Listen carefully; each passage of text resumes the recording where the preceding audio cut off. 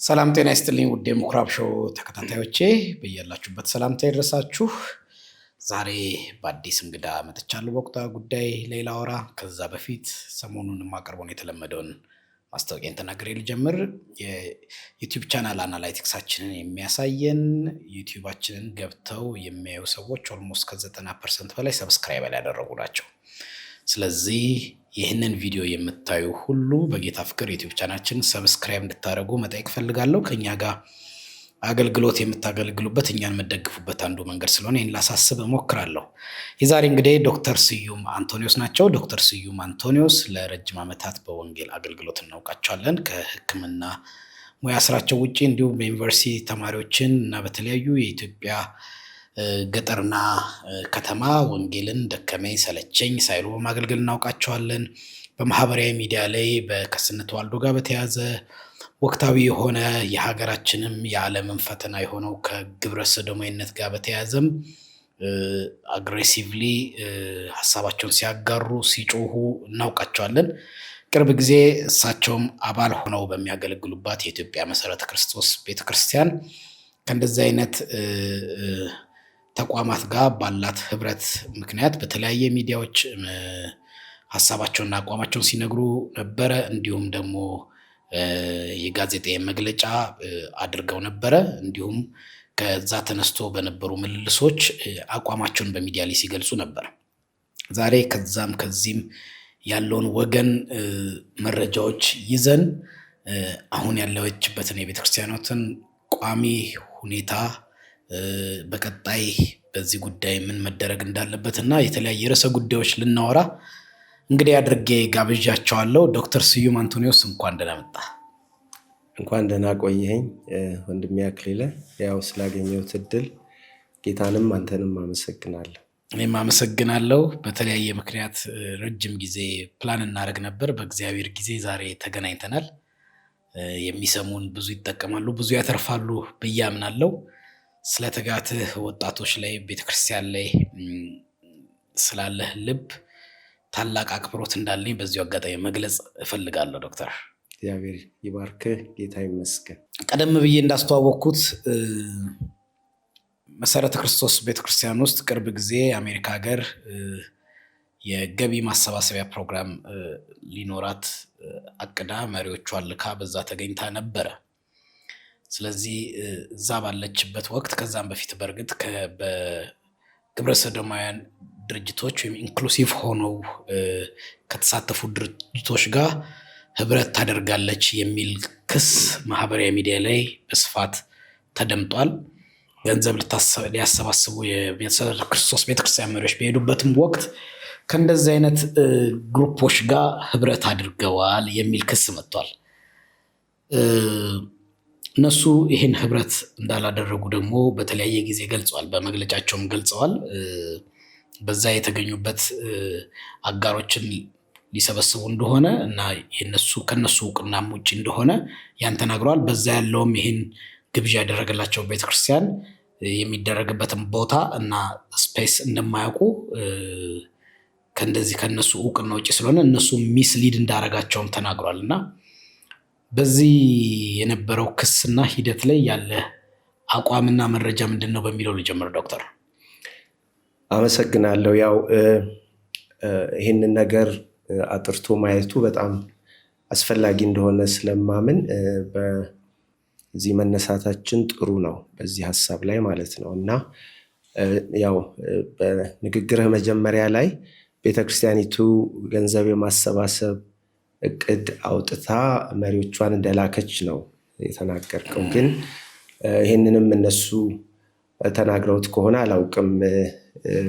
ከአንተ ጋር በነበራቸው ግንኙነት ያው እንደ አገኛቸው ስለነገርከኝ ማለት ነው። እና አንድ በእርግጠኝነት የምነግርህ እኛም መጀመሪያ የመሰረተ ክርስቶስ መሪዎች ጉባኤ ማዕመጉ የሚባለው ማለት ነው መሪዎች ጋር ቁጭ ብለን ስናወራም በሂደትም ደግሞ ከአሜሪካ ከተመለሱ በኋላ በቢሮቸው ማለት በዋናው የመሰረተ ክርስቶስ ቢሮ የአዲስ አበባ ክልል አገልጋዮችን እና የቤተክርስቲያን አባቶችን ጠርተው በተናገሩበት ወቅት በግልጽ ያው ይፋ ሆኖ ሁኔታው እንደወጣ ያለው መረጃ ምንድን ነው? ወደ አሜሪካ ሲኬድ የቤተ ክርስቲያኒቱ አጀንዳ ሆኖ አይደለም የተኬደው። ይህ ሊሰመርበት ይገባል። የቤተ ክርስቲያኒቱ አጀንዳ የሚሆነው መቼ ነው? የመሰረተ ክርስቶስ ቤተክርስቲያን የመሪዎች አስተዳደር ጉባኤ ጉዳዩን አይቶ መርምሮ አፕሩቫል ሲሰጥ ወይም ፈቃድ ሲሰጥ እንደገናም የጉዞ አጀንዳ ቀርቦለት ማለት ነው። በእያንዳንዱ ጉዳይ ላይ ከመረመረ በኋላ ይሄ ነገር ሊተገበር ይገባዋል ብሎ ሲፈቅድ ነው የቤተክርስቲያኒቱ የሚሆነው እና ያ እንዳልሆነ ግን በግልጽ የተረጋገጠ ነገር ነው እና የማዕመጉ ፈቃድ ያለው ጉዞ አልነበረም። ከቤተክርስቲያኒቱ ከመሪዎች ጉባኤ ፈቃድ ሲያገኙ ነው እየሄዱ ነው ያሉኝ። ፈቃድ ሳያገኙ መሪዎቹ? አዎ፣ ምክንያቱም የቤተክርስቲያኒቱ ትልቁ የስልጣን አካል የመሪዎች ጠቅላላ ጉባኤ የሚባል አለ በተለምዶ በምህጻረ ቃል። ስለዚህ በምን አሰራር ነው የሄዱት? በጀት ከየት ተፈቅዶላቸው? እሱ ሁሉ ነው መፈተሽ ያለበት። አሁን ይሄን ሁሉ እዚህ መናገሩ አስፈላጊ አይደለም። እንደ ደንቡ በጀትም አፕሩቭድ መሆን ያለበት በዚሁ አካል ነው፣ በበላይ አካሉ እና መጀመሪያ ከእናንተ እንትን ጋር በኋላ በነበረው መግለጫ ግን የማዕመጉ ይህን እውቅና እንደሚሰጠው አይ ቲንክ ዶክተር ስማቸውን ኤግዛክትሊ ረስቻለሁ፣ ዶክተር ሰይፈ መግለጫ በሚሰጡበት ሰዓት የእነሱ እውቅና የነበረው ጉዞ እንደነበረ በመግለጫቸው ተናግረው ነበር። ትክክል አይደለም። ይህንን እኛም ቁጭ ብለን ስናናግራቸው ያው እንደሚሄዱ እንደነገሯቸው እንጂ በማዕመጉ ወይም በዚህ በመሪዎች አስተዳደር ጉባኤ አጀንዳው ታይቶ አፕሩቭ ተደርጎ የተደረገ ጉዞም አይደለም። እንደገናም እንዳልኩ የመሪዎች ጉባኤ ተደርጎ ነበር። የአዲስ አበባ ክልል የመሪዎች ጉባኤ ማለትም የተጓዙት ግለሰቦች እንደተመለሱ በቤተክርስቲያኒቱ አዳራሽ በመሰረተ ክርስቶስ ዋናው ቢሮ በተደረገው ስብሰባ ላይ ይሄ ጉዳይ ተነስቶ ያለ ቤተክርስቲያኒቱ መሪዎች ጉባኤ እውቅና የተደረገ ጉዞ ለመሆኑ ተረጋግጧል እና መግለጫው ላይ ይሄ መባሉ ስህተት ነው፣ እውነት አይደለም፣ ወይም በቀላል ቋንቋ ውሸት ነው እና ዶክተር ሰይፈ ያውቅ ነበር ወይ? አዎ፣ ግን አንድ ግለሰብ ስላወቀ ወይም ደግሞ ሰብሳቢው ስላወቀ አፕሩቫል አግኝቷል ማለት አይደለም እና ከዛ ነው የሚጀምረው ችግሩ ማለት ነው እና እዛም ተኪዶ ግንኙነት ያደረጉት ከግብረ ሰዶምን ከማይደግፉ አካላት ጋር ብቻ ነው እና እንዲህ አይነት ግንኙነት ቤተክርስቲያኒቱ አላደረገችም፣ ወደፊትም አታደርግም የሚል የመግለጫ አካል ሆኖ ሲወጣ አይተሃል እና ይህም እውነት አይደለም። ለምን ብትል መግለጫው በወጣ ማግስት የመሰረተ ክርስቶስ ቤተክርስቲያን መሪዎች ስላደረጉት ጉዞ ፈረንጆቹ የሰጡት መረጃ አለ። ያው እንግዲህ ዛሬ እንትን ላለው እንደው ለአንብበውና ግን ሁለት ጥያቄ እዚሁ ላይ አሁን አንደኛው እነሱ የሚሉት እንደዚህ አይነት ካሉ ህብረት አናደርግም። እርግጥ ነው እነሱ ከሰጡት መግለጫ ተነስቶ እንደዚህ አይነት ኢንክሉሲቭ እንደሆነ ብሏል። Gracia said the flood of rumors, accusation, falsehoods and misunderstandings spread after fundraising tour by MKC leaders in North America this fall. The tour included contacts with Mennonite Church USA. Mennonite Church USA ያው በኢንክሉሲቭነት የሚታወቅ ነው፣ እዚህም ላይ ይገልጻል። which include congregation that accept the same sex marriage and whose national delegates in 2022 approved an LGBTQ affirming resolution ይላልና Gracia ጋርሻ ጣሊያንኛ ስም ነው መሰለኝ። I think Spanish ነው። ያ እዚህ ላይ በሰጠው የሚያወራው ለዚህ መነሻ ምክንያት የሆነው ሜኖናይት ዩኤስኤ በዚህ ፕሮግራም ላይ አቴንድ እንደሆነች ነው ይላል። ከዛ በኋላ ሌላ የሚያወራው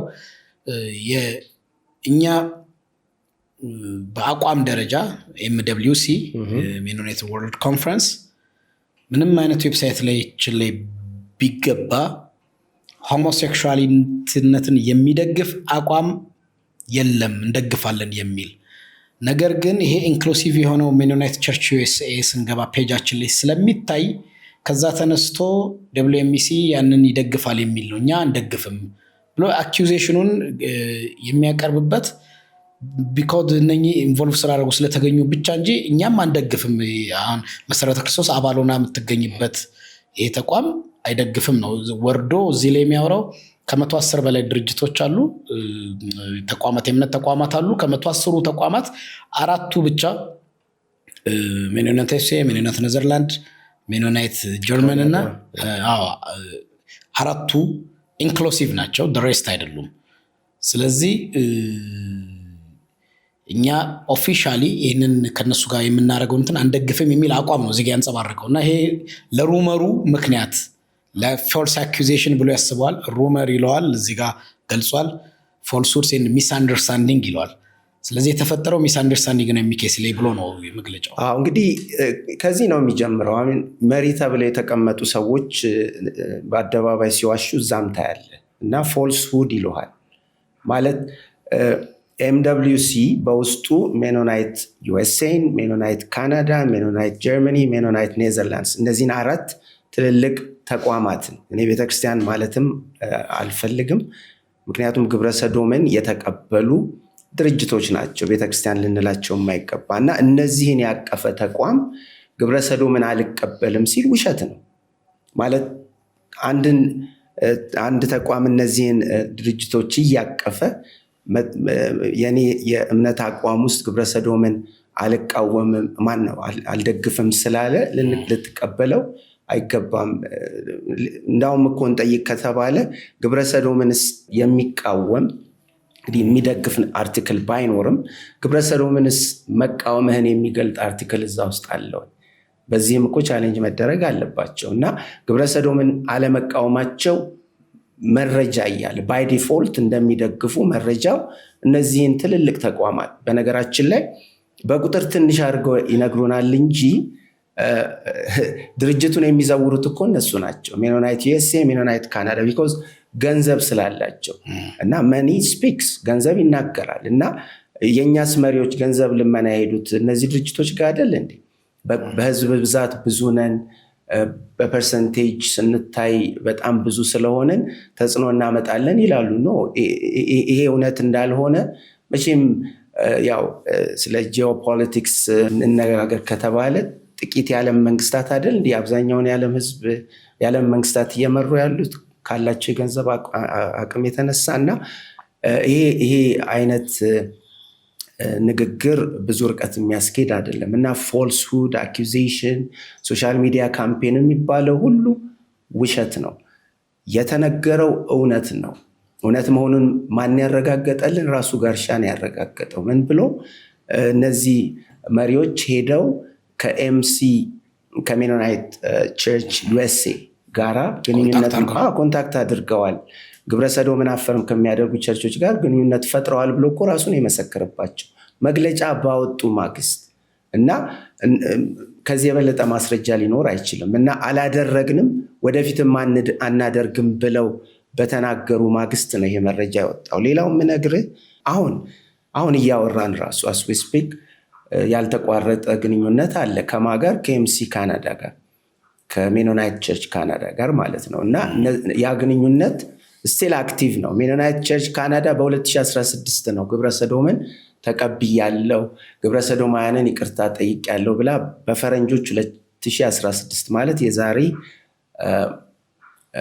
10 ዓመት ማለት ነው በግልጽ እና ከዛ ጊዜ ጀምሮ አቋሙን የገለጠ ተቋም ጋር አሁንም አክቲቭሊ የሚሄድ ግንኙነት አለ። በእርዳታም መገናኘት ኢቨን የሜኖናይት ቸርች ካናዳ መሪዎች ራሱ ኢትዮጵያ ድረስ መጥተው ገጠሪቱ የሀገራችን ክፍል እየሄዱ ሲያገለግሉ አንዳንድ ፕሮጀክቶችን ሲደግፉ የምናውቀው ነገር ነው እና የቤተክርስቲያናችን መሪ በዚሁ በሜኖናይት ቸርች ካናዳ ስብሰባ ላይ የዙም ሚቲንግ ማለት ነው የዙም ስብሰባ ላይ ሪፖርትን ሲያቀርቡ ታያለ። ለማን? ለእነዚሁ መሪዎች ማለት ነው እና በገንዘብ ስለምትደግፉንም እናመሰግናለን ተብሎ ምስጋና ሲቀርብ እዛ ዙም ሚቲንግ ላይ በጣም የሚገርምህ ሲስተር ቸርች ነው የምትባለው መሰረተ ክርስቶስ ቸርች በማን በሜኖናይት ቸርች ካናዳ እና ይህን ያህል የተቀራረበ ህብረት ያለ ነው መግለጫው ላይ ኖሮን አያውቅም ወደፊትም አይደረግም የሚለው ግልጽ ውሸት። መሰረተ ክርስቶስ ዶክተር ባንተ ግብረ ሰዶማዊነትን ከሚደግፉ ጋር ህብረት አድርጋለች ወይስ ራሷ ግብረ ሰዶማዊነትን መደገፍ ጀምራለች ብለን የምታምነው? ምክንያቱም መሪዎቹ በተደጋጋሚ መግለጫ የቤተክርስቲያኒቱ ፕሬዚዳንት በማህበራዊ ሚዲያቸው ላይ በተለያየ ጊዜ ከግብረ ሰዶም ጋር በፍጹም የቪዲዮም እንትን አይቻለሁ ጉባኤ ላይ ሲናገሩ አይ ቲንክ የመሪዎች ስብሰባ ላይ ግብረ ሰዶምን በፍጹም እንደማይደግፉ በተደጋጋሚ ተናግረዋል። በመግለጫቸውም ላይ ቤተክርስቲያኒቱ ጋብቻ በአንድ ወንድና በአንድ ሴት መሀል የሚደረግ መሆኑን አጥብቃ እንደምታምን እና ዘላለም የኪዳን እንደሚሆን ተናግራለች።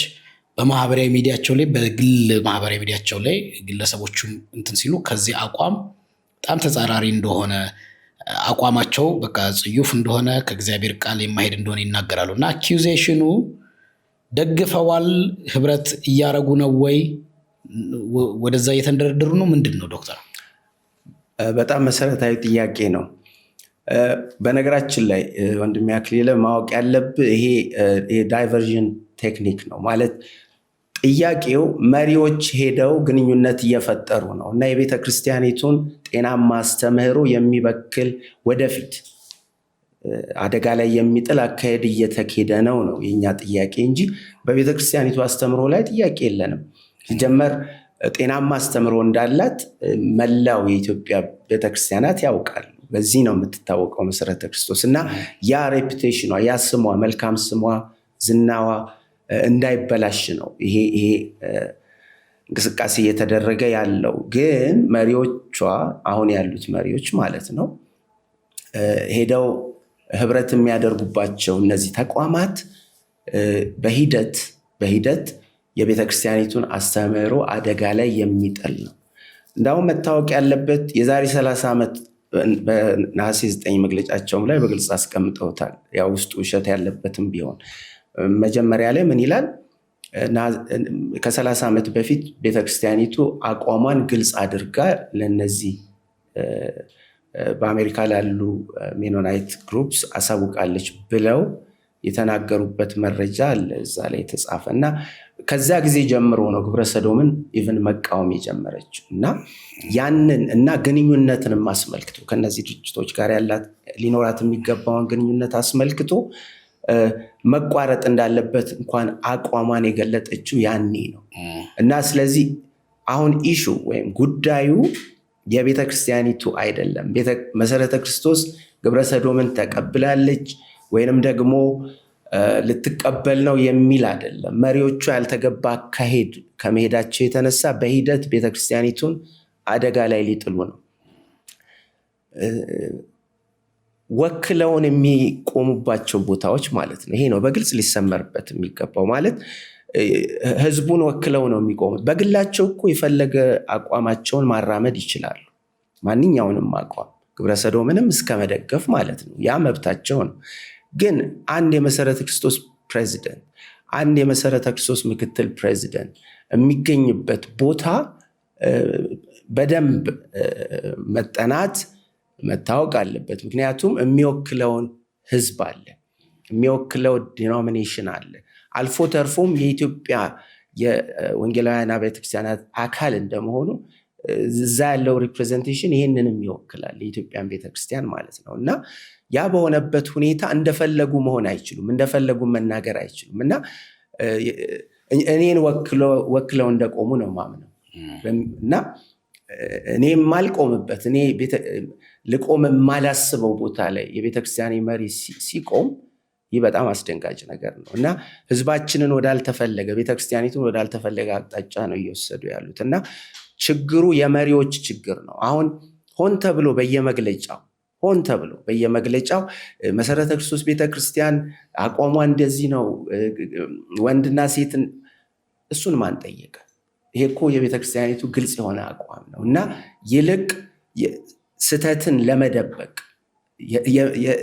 የሚደረግ መሸፋፈን ተግባር እንደሆነ ህዝቡም አውቆታልና እንደው ከዚህ በኋላ ይህንን ታክቲክ መጠቀም ቢያቆም፣ ምክንያቱም አሳፋሪ የሆነ አካሄድ ስለሆነ ማለት ነው። ዶክተር አንድ የሚነሱ አኪዜሽን በዚህ እናንተ አሁን ቅድም አንድ ሜንሽን አድርገሃል፣ የቤተክርስቲያኒቷን እውነተኛ ትምህርት ስላላት ዳሜጅ እንዳያረግ እንዳይጠፋ ስለምንፈልግ ነው የሚለው። አሁን ማህበራዊ ሚዲያ ላይ በዚህ ምክንያት ሳቢያ የተነሳው ነገር ዳሜጅ አላደረገም ወይ የቤተክርስቲያኗን ኢሜጅ? ምክንያቱም ማህበራዊ ሚዲያ ላይ የሚሰማው በጣም ብዙ የተለያየ አካል ነው። የሌሎች ቤተ እምነቶች ሰዎች አሉ።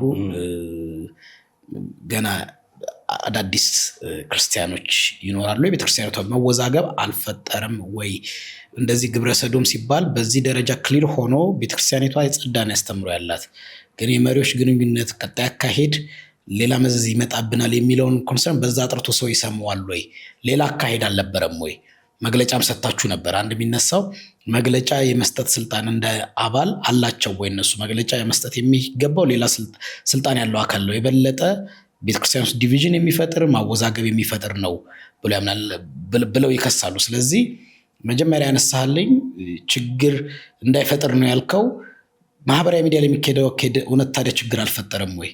ኤምኬሲ ግብረ ሰዶምን ደገፈች በሚል ሰዎች እንዲረዱ አላደረገም ወይ? እንደዛም አይነት ምላሽ ሌሎች ቤተ እምነቶችም ግብረ ሰዶማውያን ቤተ እምነት ናችሁ እናንተ ከግብረ ሰዶማውያን ጋር የምትደግፉ እያሉ ካራክተር አሳሲኔሽን እንዲሰሩ ወይም ለኢቫንጀሊካል ጋር እንደዚህ ኢሜጅ እንዲሰሩ ምክንያት አለ ነው? ሌላ አካሄድ ነገሩን አድሬስ ማድረግ የሚቻልበት አልነበረም ወይ? በነገራችን ላይ ያው ስላነሳው ደስ ብሎኛል። እኛ ሮጠን ሶሻል ሚዲያም ላይ አልወጣንም። ነገሩ እኛ ከመውጣታችን 2 ወር ቀደም ብሎ ሶሻል ሚዲያ ላይ ነበር። ቄስ ተረፈ ያወጣው መረጃ ፌስቡክ ላይ በእውነት አመሰግነዋለሁ፣ እግዚአብሔር ይባርከው።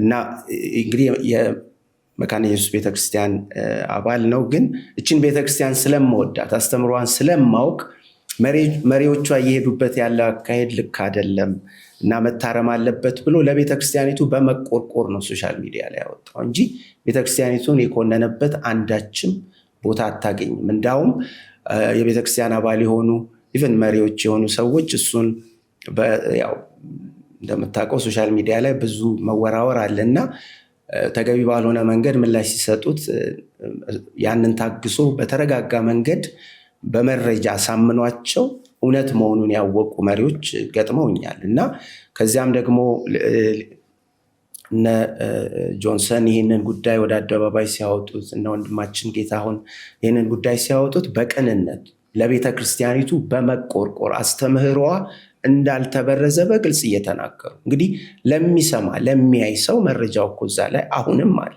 አሁንም አለ እና እኛም ደግሞ ይህን ጉዳይ እንደሰማን ሮጠን ሚዲያ ላይ አልወጣንም።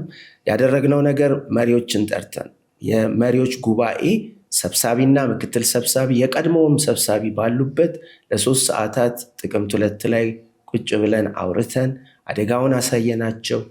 ጥያቄያችንን በግልጽ ከነመረጃ አሳይተናል እና ጥቅምት 2 ይህንን አደረግን። እንግዲህ ጥያቄያችንን በደብዳቤም ልናቀርብ እንፈልጋለን አልናቸው። ጽፋችሁ አስገቡ ከመፍትሄ ሀሳቦች ጋር አሉን። ጥቅምት 6 ይህንን አደረግን።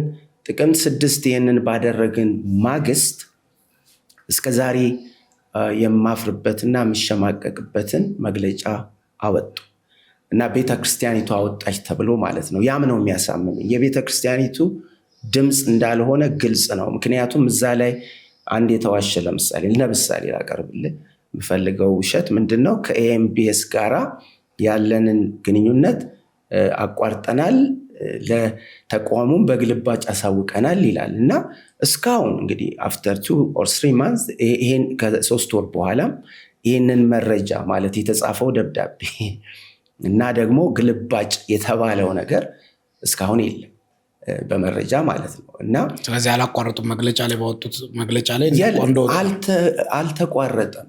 እንዳልተቋረጠ እኮ መረጃዎች እያሉ ነው ተቋርጧል ተብሎ የተዋሸው ህዝባችን ማለት ነው። አሁን መረጃ ለምሳሌ ስብሰባ ሚቲንግ ምናምን አድርገው ከሆነ ያው ተቋማዊ አሰራር ነው። ተቋርጧል ማለት ቶታሊ ባንዴ ኦቨርናይት ኢሜል መለወጦች፣ መደዋወል፣ ሚቲንጎች ማድረግ ምናምን ቀርቷል ማለት ላይሆን ይችላል። ኦፊሻሊ ግን ጥሩ ጥያቄ ነው ያነሳው። ግን አንድ ጥያቄ ልጠይቅህ በዚሁ ያው እንግዲህ ከአንድ ድርጅት ጋር ያለህን ግንኙነት ስትጀምር በኤምኦዩ ነው አይደለም ትጀምረው፣ የመግባቢያ ስምምነት። ለዛም ደግሞ ያው መፈራረማቸው መረጃ አውጥተናል የተፈራረሙበትን እና ያን ያደረግከውን ተግባር ስታቋርጥ ፎርማሊ ለዛው ለተቋሙ አይደል ደብዳቤ የምትጽፈው እንጂ የምን ግልባጭ የምታደርገው ለሌሎች አካላት ነው እንጂ ለድርጅቱ ደብዳቤ አቋርጫለሁ ብለህ ፎርማሊ የሆነ ደብዳቤ ትጽፋለህ። እና አሁን ግን እዛ ጋር ተጽፎ የምታየው ለድርጅቱ በግልባጭ አሳውቀናል። ስለዚህ በመግለጫው ላይ ወጥተናል የሚባለው ውሸት ነው ውሸት ነው። እና ሌላው ነገር ያው ከተመለሱ በኋላ ከጉዟቸው እንዳልኩ ቢሮ በነበረው ስብሰባ ላይ የታለ መረጃው ተብለው ሲጠየቁ አይ በቃል ነው የነገርናቸው ደግሞ ተባለ። ኤምቢኤስ በቃል ነው የነገርናቸው። እንዴት በቃል ይሆናል ተብለው ሲጠየቁ በቃ መጀመሩ እንጂ ከባድ ማቋረጡ በቃል ይቻላል የሚል ምላሽ እንደሰጡ እንግዲህ የነበሩ ሰዎች ነግረውኛል። ማለት እንግዲህ እንዲህ አይነት ሁኔታ ውስጥ ነው ያለችው ቤተክርስቲያን። እና እናንተ ግን መሪዎቹን አድሬስ ለማድረግ ከዛ ፊት ከመድረግ ሞክራችኋል? እሱን እኮ ነው እየነገሩ ለመሪዎች እኮ ቁጭ ብለን 3 ሰዓት ይህን ጉዳይ አስረድተን ደብዳቤም ፎርማል የሆነ ደብዳቤ ሲመጡ እንድጠብቋቸው ነግረዋችሁ እንደዛ ነግረው ነበር። ሲመጡ ምላሽ እንደሚሰጡ መሪዎቹ ከዛ ሲመጡ እንግዲህ ሪፖርትም አድርገዋል። እናንተ ግን እነሱ ከመምጣታቸው አንድ ቀን ቀድማችሁ አደረጋችሁ። ያን ለምን አደረጉ?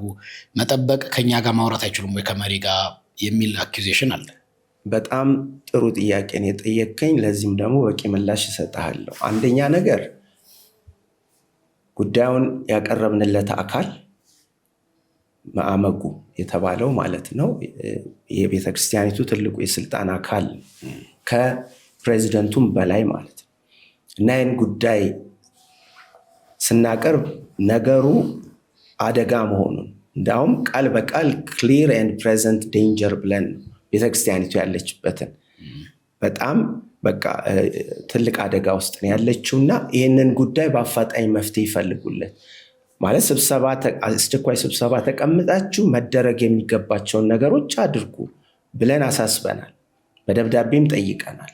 እና ይሄ አካል መውሰድ የነበረበት እርምጃ ማድረጉ ላይ ቀር ማለት ነው ከወራት በኋላ በጊዜው ተሰብስቦ ምንድነው መደረግ ያለበት? ቢካዝ ኦልሬዲ ሶሻል ሚዲያ ላይ ጉዳዩ ለረጅም ጊዜ ሲወራበት ቆይቶ የቤተክርስቲያኒቱ ስም ጠፋ እንደሚሉት ማለት ነው። እየጠፋ ከነበረም ማለት ነው እውነት እየወጣ ነው በኔ እይታ። እና ግን ሰዎች ሚስ አንደርስታንድ ያደርጉታል ወይ? ትክክል። እና ያ የሆነ ባለበት ጊዜ ተሰብስበው መሪውን መጥራት ነበረባቸው። ይህን የማድረግ ስልጣን አላቸው፣ አልተጠቀሙበትም። እና እንዴ ቤተክርስቲያን ውስጥ ክራይሲስ ሲፈጠር ጉብኝትህን አትቀጥልም። መሪዎች ለጉብኝት ሄደው ለስራ ጉዳይ ሄደው አቋርጠው ይመጣሉ አይደል? እና ይህን ተብለዋል ተመልሰው ከመጡ በኋላ። እና ያንን ማድረግ እየተቻለ ሳይደረግ ቀርቶ እንዳልኩ አይነት በጣም ግራ የሚያጋባና ውሸት የተሞላ መግለጫ ወጣ። እንደገናም ደብዳቤ ጻፍን፣ ሁለተኛ ዙር። ይህም ለአድማጮች ግልጽ መሆን ስላለበት እንዲህ አይነት ውሸት የተሞላ መግለጫ ለምን ይወጣል? አንደኛ ነገር ፊርማም የለበትም፣ ማን እንዳወጣው እንኳን የማይታወቅ። በነገራችን ላይ መሪዎች ራሱ ተቀምጠው ያላወጡት መግለጫ እና ለምን እንዲህ ይደረጋል? እና በአስቸኳይ መፍትሄ ይምጣ ብለን እንዳውም የታይም ፍሬም ሁሉ አስቀምጠን መግለጫ ሳይሆን ደብዳቤ ያስገባን። በዚያ ጊዜ ያገኘነው ምላሽ ምንድን ነው? ኢንዲቪጁዋሊ ተጠርተን ያው ከቤተክርስቲያኒቱ ትባረራላችሁ ተባለ። እና ትደረጋላችሁ ወይም ትታገዳላችሁ፣ ይሄ ይጠብቃችኋል፣ በዚህ አካሄድ የምትሄዱ ከሆነ አሉ። እና ለምን አትጠብቋቸውም የሚልም ሀሳብ በወቅቱ ቀርቧል። ሲመጡ እንድናነጋግር ማለት ነው። ከነሱ በላይ የሆነውን አካል እኮ ኦልሬዲ አነጋግረናል። እና መፍትሄ መስጠት የሚችለው አካል ወዝ ፓራላይዝድ፣ ምንም እያደረገ አልነበረም። ማዕመጉ ማለት ነው። እና ማድረግ የሚችላቸው በርካታ ነገሮች እያሉ በወቅቱ ማድረግ ሳይችል በምን ሰበብ ነው ጊዜ እየባከነ የመጣው? ሲመጡ ይናገራሉ። እና በግልጽ እኔ ለመሪዎቹም ነግሬያቸዋለሁ።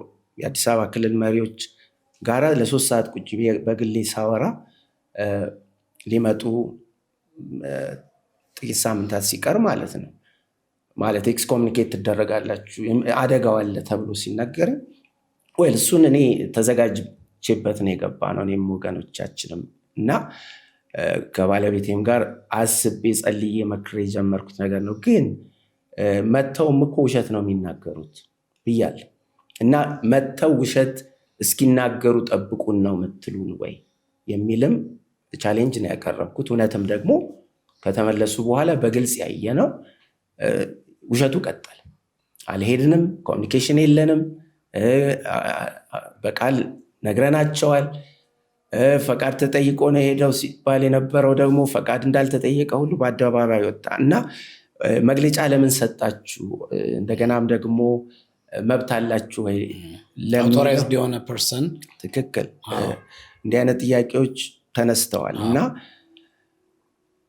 ይህንን ችግር በተገቢ ሁኔታ ተረድቶ ምላሽ የሚሰጥ አካል ሲጠፋ መቼም ድምፅ መሆን የግድ ነው። የአሰራር አካል የመሆን ግዴታ የለብህም። የአባት ቤት ሲበላሽ ማለት እኔ ጌታን ያወቅኩበት ማለት ጌታን ከልጅነቴ ተምሬ መንፈሳዊ እውቀትን ያገኘሁባት ቤተክርስቲያን በእንዲህ አይነት ትልቅ አደጋ ውስጥ ስትገባ አሰራር አካሄድ የሚለውን ነገር ኢሹ አድርገው ሲያነሱ ይገርመኛል። ተጠቅመን እኮ መፍትሄ አላገኘንም። ላሳየ የፈለግኩት አሰራር የተባለውን ነገር ተጠቅመንበታል፣ ግን ውጤት ሲያመጣ አላየነውም። እንዳውም ነገሩን ሲያባብሰው ነው ያየነው። አንድም በምስክርነትም ቼክ ልታደርገው ትችላለህ። ሌሎችን ኢንተርቪው አድርገህ ያወጣነው መግለጫ ነው ቤተክርስቲያኒቱን ያረጋጋው። ይህንን በግልጽ ለአድማጮችም የምናገረው እውነት ነው። ያ መግለጫ ባይወጣ ህዝባችን አይረጋጋም ነበር። ምክንያቱም እዛ ላይ ክሊርሊ የተፈጠረውን ስህተት ከማስረዳት ባሻገር መፍትሄ እንደሚመጣ እና እስከዚያው ግን በመረጋጋት ሰው ዲቪዥንስ አልፈጠረም። ቤተክርስቲያን ውስጥ መሪዎች ጋርም ቅድም እንዳነሳሁት ጥፋት አላመጣም። ያመጣው ጥፋት ምን እንደሆነ ታውቃለህ? ያለውን የአመራር ክፍተት የበለጠ ነው ያጋለጠው። ስንናገረው የነበረው ሊደርሺፕ ክራይሲስ ውስጥ እንዳለች ቤተክርስቲያኒቱ አመላካች የሆኑ ነገሮች ነው የተፈጸመው። ለምሳሌ መግለጫ በወጣ ማግስት ከ20 ማያንሱ ክልል መሪዎች ደብዳቤ የክልል ቢሮዎች መግለጫ እንዲጽፉ ተደረገ። በቤተክርስቲያኒቱ አሰራር መሰረት አንድ መግለጫ የሚወጣው በክልል ቢሮ የክልል መሪዎች ጉባኤ የሚባል አለ እና እሱ ተቀምጦ ነገሩን ከተነጋገረበት በኋላ አስፈላጊ ነው ብሎ ሲያምን ነው መግለጫ የሚያወጣው። ያኔ ግን የሆነው ነገር ምንድን ነው? ከዚህ ከዋና ቢሮ እየተደወለ በአስቸኳይ መግለጫ አውጡ ተብሎ የክልል መሪዎች ሳያውቁ መሪዎች ጉባኤ አፕሩቭ ሳያደርገው የቢሮ ጸሐፊዎች ናቸው ማህተም እየመቱ 20 የሚሆን ደብዳቤ ወጣው፣ የውግዘት ማለት ነው። እና ከምክትል ፕሬዚደንት ሆነው በተቀመጡ ሰው ትእዛዝ ማለት ነው። እና ያ በራሱ የቤተክርስቲያኒቱን አሰራር ያፈረሰ፣ እንዳውም ቤተክርስቲያኒቱን የበለጠ በአደባባይ አውጥቶ ያሳፈረ አካሄድ እንደሆነ እና በገዛ እጃቸው ስርዓቱን ያበላሹት፣ መከፋፈልን የፈጠሩት እነሱ ናቸው። እኛ እውነቱን ነው ያቀረብነው እና ያን ተከትሎ የመጣውን መረጋጋት የቤተክርስቲያን አባቶች ሳይቀሩ መስክረዋል። እናንተ እንዲጻፍ ያደረጋችሁት መግለጫ ነው የበለጠ አለመረጋጋት ያመጣው እንጂ መግለጫው እነ ስዩም ያወጡት መግለጫ መረጋጋትን አምጥተዋል ብለው የመሰከሩ እንዳሉ ቤተክርስቲያኒቷ በመግለጫው ከWMC ወርልድ ሜን ዩናይትድ ኮንፈረንስ 2028 ኢትዮጵያ ውስጥ እንደሚካሄድ ሀልድ እንደመሆን ተናግረው ነበረ። አሁን ያለውን ማህበራዊ ሚዲያ ላይ የተነሳውን ውዝግብ ተነስቶ ተንተርሶ አናድርግም ብለዋል። በዛ መግለጫ ወይም ሰርዘናል ብለዋል። ይሄንን አንደኛ እንደ ውጤት እንደ ፖዚቲቭ እንትን ለምን አልወሰዳችሁትም?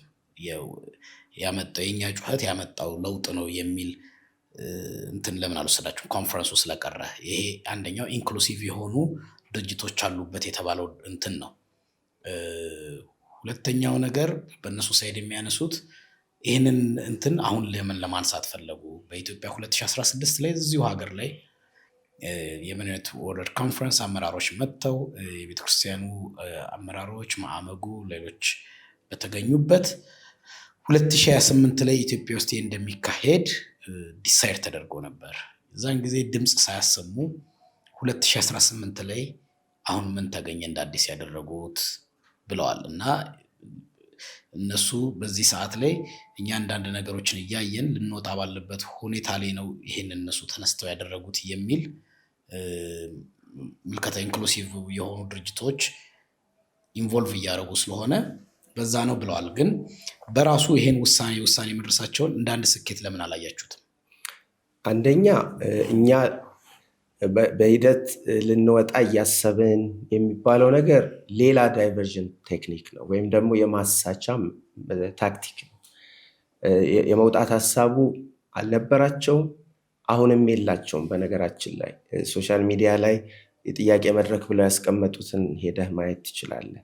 አሁን በቅርብ ቀን ቤተክርስቲያኒቱ የሚዲያ ክፍል የኮሚኒኬሽን ክፍል የጥያቄ መድረክ ብሎ የከፈተውን ሄደህ ስታይ አሁንም ግብረሰዶምን ከተቀበሉ ተቋማት ጋር ቤተክርስቲያኒቱ ሊኖራት ስለሚገባው ግንኙነት ጥያቄ ያላችሁ ሁሉ ጥያቄያችሁን እስከዚህ ቀን አቅርቡ ይላል። ስቲል ፍላጎቱ አለ። የመድረኩም ሲናገሩ እንደምትሰማው እኛ ኢቨን የመጀመሪያ ያልኩ ስብሰባ ላይ በግልጽ አንድ የቤተክርስቲያን መሪ የነበረ ሰው፣ ምክትል ፕሬዚደንት የነበረ ሰው ሲናገር የተደመጠው ነገር እኛ እነሱ መካከል ሆነን ወደ እውነት እንዲመጡ ልናግዛቸው ልንመሰክርላቸው ይገባል እንጂ ከነሱ በመውጣት ምንም መፍትሄ አናመጣም ብሎ ስትሮንግሊ እንደተናገረ መረጃ አለ።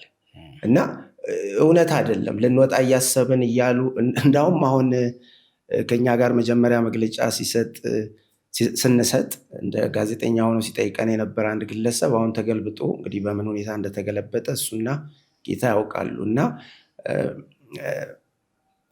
ፓስተር ደሳለኝ ቢሮ ተጋብዤ ከሄድኩ በኋላ አሁን እውነታው ገብቶኝ መጥቻለሁ ብሎ ባሰራጨው የውሸት ፕሮፓጋንዳ ላይ በግልጽ እንደሚናገረው ይሄ ሀሳብ በቃ የመውጣት ሀሳብ ኖሮን እንዳውም ልናስወጣቸው እየተመካከርን አሜሪካ ሄድነው ከአፍሪካ ከእስያ እና ከሌሎች ከመጡ ጋር ተመካክረን ልናስወጣ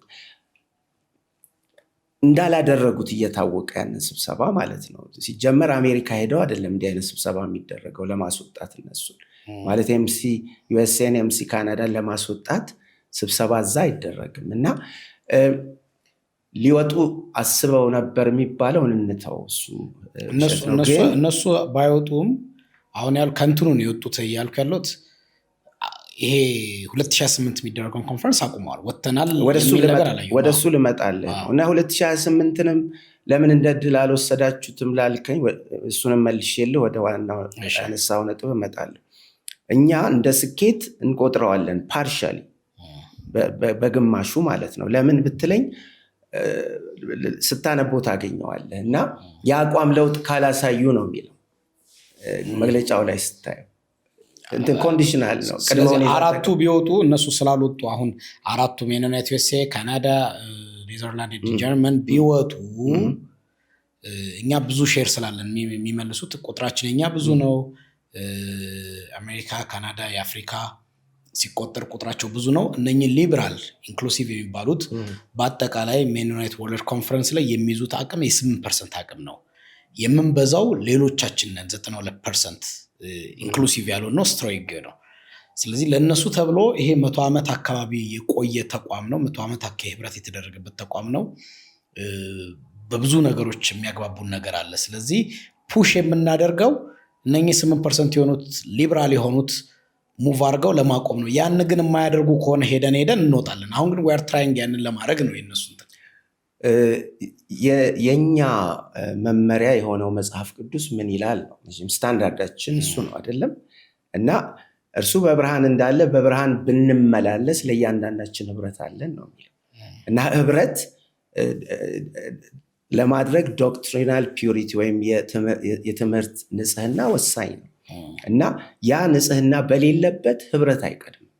ህብረት የሚመጣው በብርሃን ያሉ ሰዎች፣ በብርሃን ያሉ ተቋማት በዛ የክርስቶስ ትምህርት ጸንተው ሲቀጥሉ ነው ከዛ በኋላ ነው ህብረት የሚመጣው። እነሱ ግን ህብረትን አስቀድመው ከዚያ በኋላ እነሱን እናስወጣለን። እንዲህ አይነት መጽሐፍ ቅዱሳዊ አስተምሮም አካሄድም የለም። ሲጀመር ህብረትህ መካከል ተገቢ ያልሆነ አካሄድ ካለው ሰው ጋር ስላለ ሰውም ይሁን ተቋም መጽሐፍ ቅዱሳችን በግልጽ የሚናገረው ነገር አለ። ከመካከላቸው ወጥታችሁ የተለያችሁ ሁኑ፣ እርኩስንም አትንኩ ነው የሚለው። ሁለተኛ ቆሮንቶስ ምዕራፍ 6 ላይ ከቁጥር 14 ጀምሮ ያለውን ሐሳብ ስናይ ማለት ነው። እንደገናም ደግሞ እዛው ክፍል ላይ ጽድቅ ከአመፅ ጋር፣ ብርሃን ከጨለማ ጋር፣ ክርስቶስ ከቤልሆር ጋር ምን ህብረት አለው? ምንም ህብረት የለንም። እና በሂደት እናስወጣቸዋለን የሚለው እንዲሁ አላደል ቀቢጸ ተስፋ የሚባል ነገር አላለ። እንደዛ ነው። አንደኛ ያንን ድርጅት የሚዘውሩት እነሱ አይደሉም ወይ? አሁን እኮ የድርጅቱ መሪ ሆኖ ያለውም ሰው እኮ ከኔዘርላንድ ነው እና ግብረ ሰዶምን በግልጽ የሚደግፍ ነው። የሜኖናይት ወርልድ ኮንፈረንስ ፕሬዚደንት። እንደገናም ደግሞ ጋርሺያ የምንለውም ሰው ይህንኑ አቋም የሚደግፍ ሰው ነው። እነሱ የሚመሩት ድርጅት ውስጥ አባል ሆነ እነሱን አስወጣለሁ ማለት ምን ማለት ነው? እና ህብረት ማድረግ እንደሌለብን የእግዚአብሔር ቃል ክሊርሊ እያስቀመጠ ባለበት ሁኔታ እኛ ህብረትን ቀጥለን በሂደት እነሱን እናስወጣለን የሚለው ነገር መሸፋፈኛ ስትራቴጂ ነው። ህብረቱን ለመቀጠል ያለመ ልብ እንዳላቸው በግልጽ የሚያሳይ ነው። እና አንድ ነገር ብዬ ወደ አንተ መጣለሁ። አሁን የኛ ጥያቄ የኮንፈረንሱ ብቻ አይደለም። እሱንም በደንብ እንድትረዳልኝ ይፈልጋሉ፣ ወይም አድማጮቼ እንዲረዱኝ ይፈልጋሉ። ኮንፈረንሱ እንደማይካሄድ ተረጋግጧል። እግዚአብሔር የተመሰገነ ይሁን ይህንን ድል ስላገኘን። ምክንያቱም መግለጫቸው ላይ በተለይ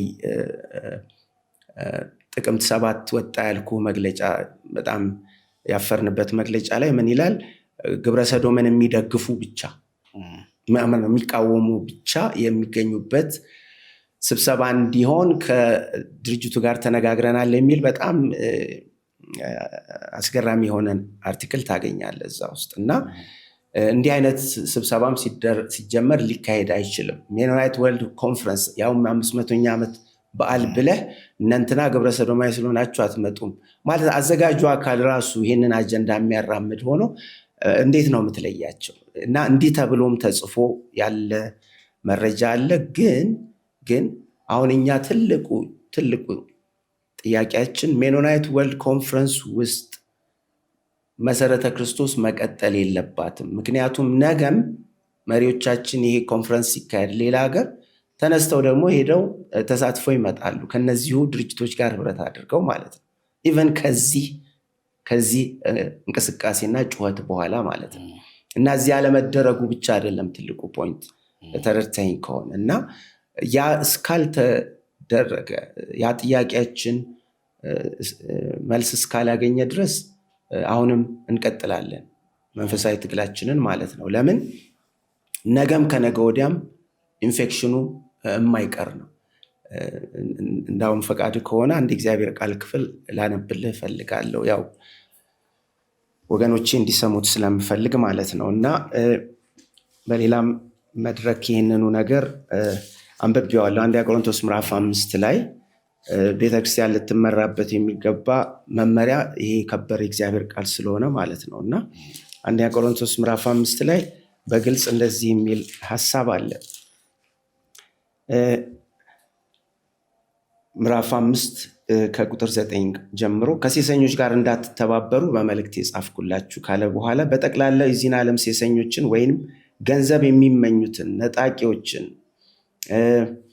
ጣዖትን የሚያመልኩትን አላልኩም። ይህስ ቢሆን ከዓለም ልትወጡ ይገባችሁ ነበር ካለ በኋላ አሁን ግን ይላል፣ እኔ ግን የምለው አለ ያው መንፈስ ቅዱስ ወንድሞች ከሚባሉት ራሳቸውን ወንድሞች ብለው ከሚጠሩት አንዱ ሴሰኛ ሴክሹዋሊ ኢሞራል ማለት ነው፣ ያው ግብረ ሰዶምን ጨምሮ ማለት ነው፣ ወይም ገንዘብን የሚመኝ ጣዖትን የሚያመልክ ተሳዳቢ ወይም ሰካር ወይም ነጣቂ ቢሆን ከእርሱ ጋር እንዳትተባበሩ ጽፍላችኋል፣ ፌሎሺፕ አታድርጉ።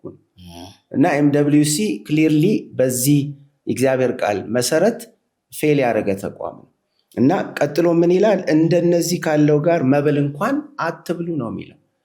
እኔ ሄደው የጌታ እራትንም ተካፍለው እንዳልሆነ ጌታ ነው የሚያውቀው እና መብልን ግን መብላታቸው ምንም ጥያቄ የለው። ከነዚህ ሰዎች ጋር ግብረ ሰዶምን መብት አድርገው ከተቀበሉ የቤተክርስቲያን መሪ ነን ከሚሉ አንዳንዶችም ግብረ ሰዶማዊ ከሆኑ ሰዎች ጋር ቁጭ ብለው ማዕድ መቁረሳቸው ምንም ጥርጥር የለውም። ያም ሰው ነው መጥቶ እዚህ ኤምኦዩ ተፈራርሞ የሄደው። ግብረ ሰዶምን ደጋፊ የሆነ ሰው ነው መጥቶ ተፈራርሞ የሄደው። እውነት ለመናገር መረጃው በጊዜ ቢሆን ኖሮ ግልጾኝ ልናገር፣ የቤተክርስቲያን መሪዎች በዚህ ልክ ይወርዳሉ ብዬ በፍጹም አልጠበቅኩም።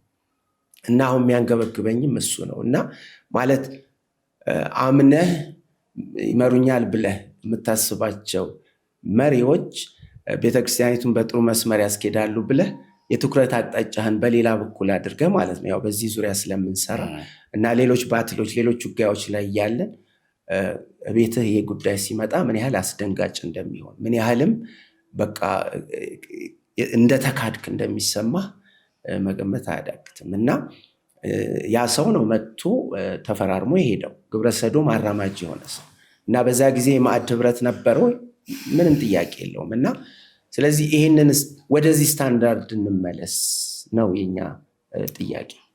የሜኖናይት ወርልድ ኮንፈረንስ ወጥቶ አንዳንዶች ቱጣና መሰረተ ክርስቶስ ላንካስተር ወርልድ ኮንፈረንስ ጆይን ታድርግ ይላሉ። በሜኖናይት ወርልድ ኮንፈረንስ እና በላንካስተር ወርልድ ኮንፈረንስ ማለት ልዩነት አለ? ላንካስተር ወርልድ ኮንፈረንስ ወይም ግሩፕ የሚባለው ወግ አጥባቂ የሆኑ ኮንሰርቫቲቭ የሚባሉት የመሰረቱት ህብረት ነው።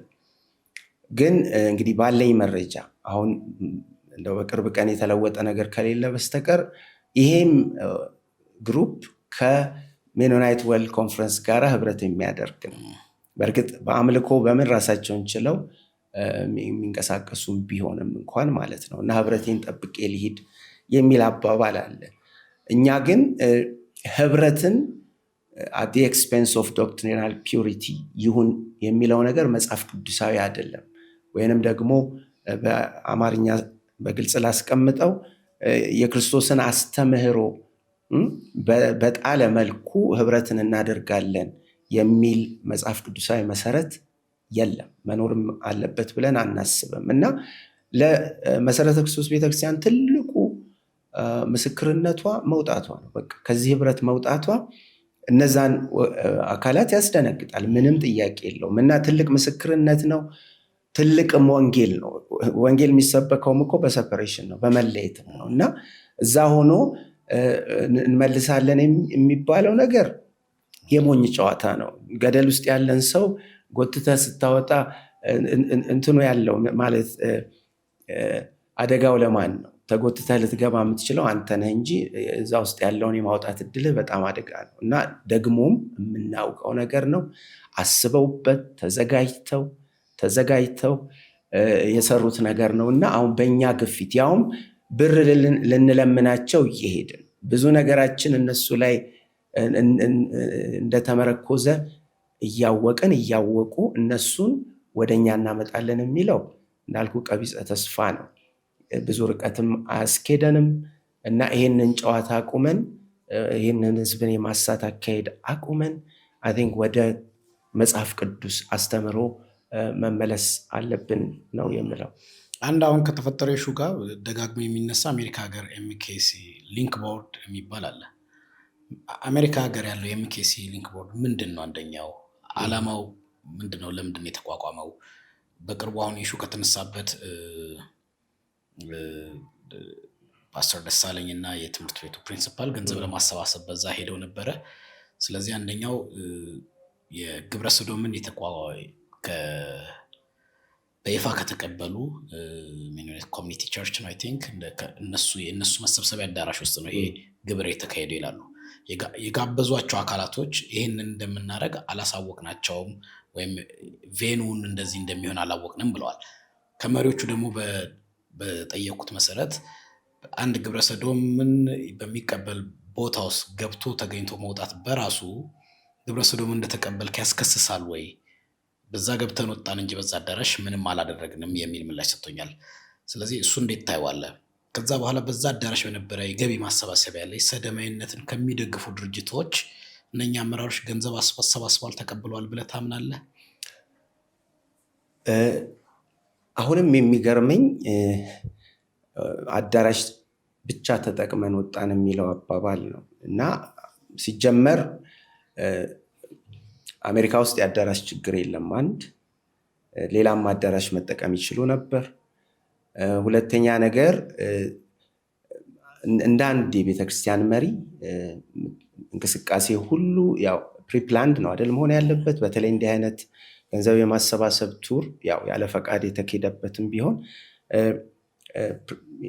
ቀድሞ ዝግጅት ይጠይቃል እና የት ነው የምንሄደው ማለት ይሄ ጉዳይ እኮ በጣም የቤተክርስቲያኒቱን ኢንቴግሪቲ ወይም ንጽህና የሚወስን ጉዳይ ነው። ሄደህ ህብረት የምታደርግባቸው ቦታዎች እና እሺ አዳራሽ ብቻ ተጠቀሙ እንበል፣ ግን ያ ከመሆኑ እኮ ወራት ቀደም ብሎ የኤምኬ ኮሌጅ የመሰረተ ክርስቶስ ኮሌጅ ዲን የአካዴሚክ ዲን እዛው ቤተክርስቲያን ያው እዛው ተቋም ተገኝቶ እንደነበር መረጃዎች አሉ እና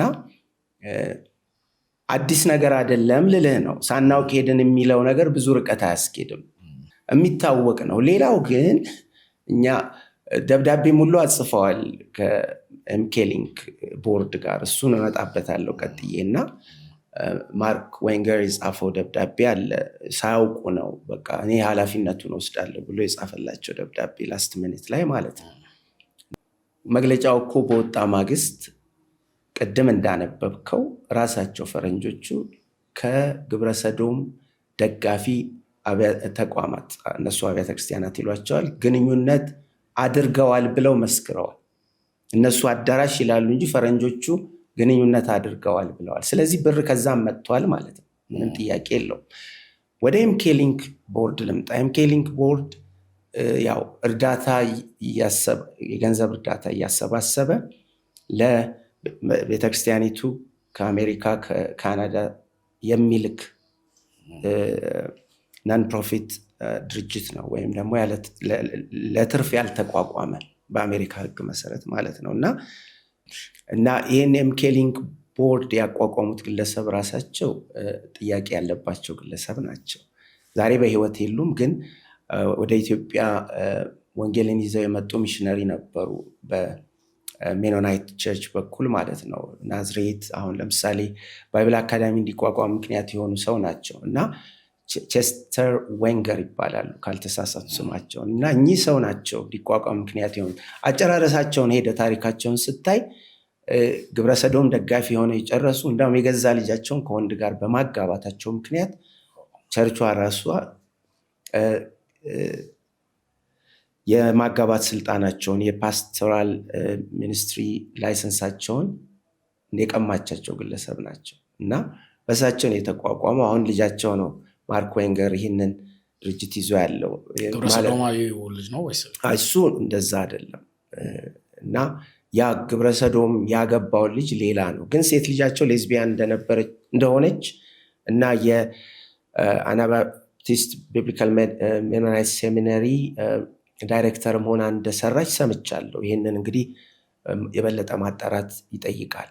ምን ልልህ ፈልጌ ነው፣ በእኚህ ግለሰብ ተቋቁሞ ብር እያሰባሰበ ለመሰረተ ክርስቶስ ቤተክርስቲያን የሚልክ ድርጅት ነው ወይም ተቋም ነው ወይም ቦርድ ነው። ግን የሚመጣው ብር እዛ ቋት ውስጥ እዚህ ቦርድ ቋት ውስጥ የሚገባው ብር ከአሜሪካም ከካናዳም ተሰብስቦ የሚመጣ ነው። ከየት እንደመጣ በቅጡ አይታወቅም እና እዛ የተሰበሰበ ብር ውስጥ ያለ ጥርጥር ግብረ ሰዶማውያን ኮንትሪቢዩት ያደረጉት ገንዘብ እንዳለ ምንም ጥርጥር የለም።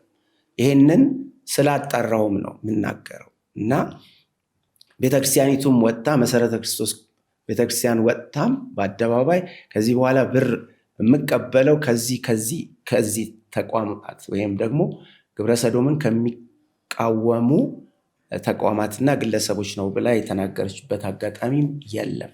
ያ ባልሆነበት ሁኔታ የሚመጣው ብር ራሱ ጤነኛ አይደለም። እንደኔ ሁለት ነገሮች ነው ኤምኬ ሊንክ ቦርድ ከዚህ በኋላ ሊሆን የሚገባው። ወይ ቶታሊ መፍረስ ነው ያለበት፣ ምክንያቱም የሚመጣው ብር የሚያረክሰን ስለሆነ ማለት ነው። ወይ ደግሞ መሰረተ ክርስቶስ ኮሌጅ መሪዎች በዚህ ጉዳይ ንስሐ ገብተው ከዚህ በኋላ ብር ከመጣ የምንፈልገው ከእንደነዚህ አይነት ተቋማት ነው ብለው በግልጽ ሲናገሩ ብቻ ነው መቀጠል ያለበት ብዬ የማስበው እና እሱ ራሱ በጣም ኮንትሮቨርሻል ወይም ደግሞ ችግር ውስጥ ያለ ቦርድ እንደሆነ ሊታወቅ ይገባዋል። የመሰረተ ክርስቶስ ደብረ ዘይት ያለው ትምህርት ቤት አንድ ከዚህ ጋር ጥያቄ የሚነሳበት ነው። አስቀድሞ አካታች ከሆነው ኤምቢኤስ ጋር ግንኙነት ነበረው። ግንኙነቱን አሁን አቋርጠናል ብለዋል። በሌላ ደግሞ ደረጃ ከመሪዎቹ መረጃ ለማግኘት የሞከርኩት ምንም አይነት የገንዘብ እና የተለያየ ድጋፍ ከዚህ ተቋም እንደማያገኙ፣ ነገር ግን በአናባፕቲስት ቴዎሎጂ ላይ ብቻ ትምህርት እንደሚሰጥላቸው ከጾታዊ ጀንደር ኦሪንቴሽን እንደዚህ የተያዙ ነገሮች ጋር ምንም እንደማይነካካ ተናግረዋል። ከዛ ደግሞ የማስተርስ ፕሮግራማቸውን የድህረ ምረቃ ፕሮግራማቸውን ሲጀምሩ እንዲያግዛቸው እንደገባ እንጂ በቋሚነት ከሱ ጋር እንደማይቀጥሉ፣ እሱም ከ2022 ጀምሮ እስከ 2025 ባለው ዓመተ ምህረት ድረስ ራሳቸውን ችለው የሁለተኛ ዲግሪ ተማሪዎችን እንዳስመረቁ ተናግረዋል። በዚህ መሀል 2023 ላይ ኦፊሻል ኢንክሉሲቭ መሆኑን ይሄ ተቋም መናገሩን ተናግረዋል እና እኛ ከዛ ቀድመን የተለየ ነው አንደኛ የሚል አቋም አንጸባርቀዋል። እዚሁ ጋር ተያይዞ የሚነሳው ደግሞ የትምህርት ቤቱ ተማሪዎች ከጀንደር ጋር በተያያዘ በሚመዘጉበት ሰዓት አካታችነትን የሚመለከት ፎርም ላይ እንዲሞሉ እንደሚደረጉ ይወራል። እሱ ስለሱ ያለ መረጃ ምን ያህል እርግጠኛ ነው ወይ? ያስ የሆነው የሚኬሲ መሪዎች የቤተክርስቲያኒቱ መሪዎች እያወቁ ነው ወይ ብለህ ታምናለህ ወይ? እና ደግሞ በዛኛው እንዳልኩ በዛ ለሚነሳው ቀደም ላልኩ ጥያቄ አለ፣ ያንተ ምላሽ ምንድን ነው? እያወቁ ነው ወይ ለሚለው ያለ ጥርጥር እያወቁ ነው። ምንም መሪዎቹ ማለት ነው። አዎ በትክክል ለምን ብትል የፋከልቲ ሜምበር የሆኑ ወንድሞች በ2017 ለምሳሌ አሁን ስሙን መጥራት አግባብ አይሆንም፣ ግን መረጃውን ላሳይህ ይችላለሁ በእጄ ላይ ስላለ ማለት ነው። እና እንደ ፈረንጆቹ አቆጣጠር በ2017 ጀምሮ ማስጠንቀቂያ እየሰጡ ነው እና ኢቨን በ2022 ካልተሳሳት ለአሁኑ ለቤተክርስቲያናችን ፕሬዚደንት የተጻፈም ደብዳቤ አለ ከፋከልቲ ሜምበር ከመምህራን ማለት ነው፣ ከመሰረተ ክርስቶስ ኮሌጅ መምህራን ለስልጠና ከሄዱ መካከል አንዱ በ2017 ለኮሌጁ ቦርድ ይሄንን ጉዳይ አቅርቧል። ይሄ ኮሌጅ እየሄደበት ያለው አካሄድ በጣም አደገኛ ነው እና ሄጄ ያየሁት የታዘብኩት ነገር በጣም አደገኛ ስለሆነ እኛ በጊዜ አቋማችንን አሳውቀን ሰበሬት ማድረግ አለብን የሚል ለቦርዱ ቀርቦ ምንም ምላሽ አልተሰጠም። ይሄንን በመረጃ ያለ ነገር ነው።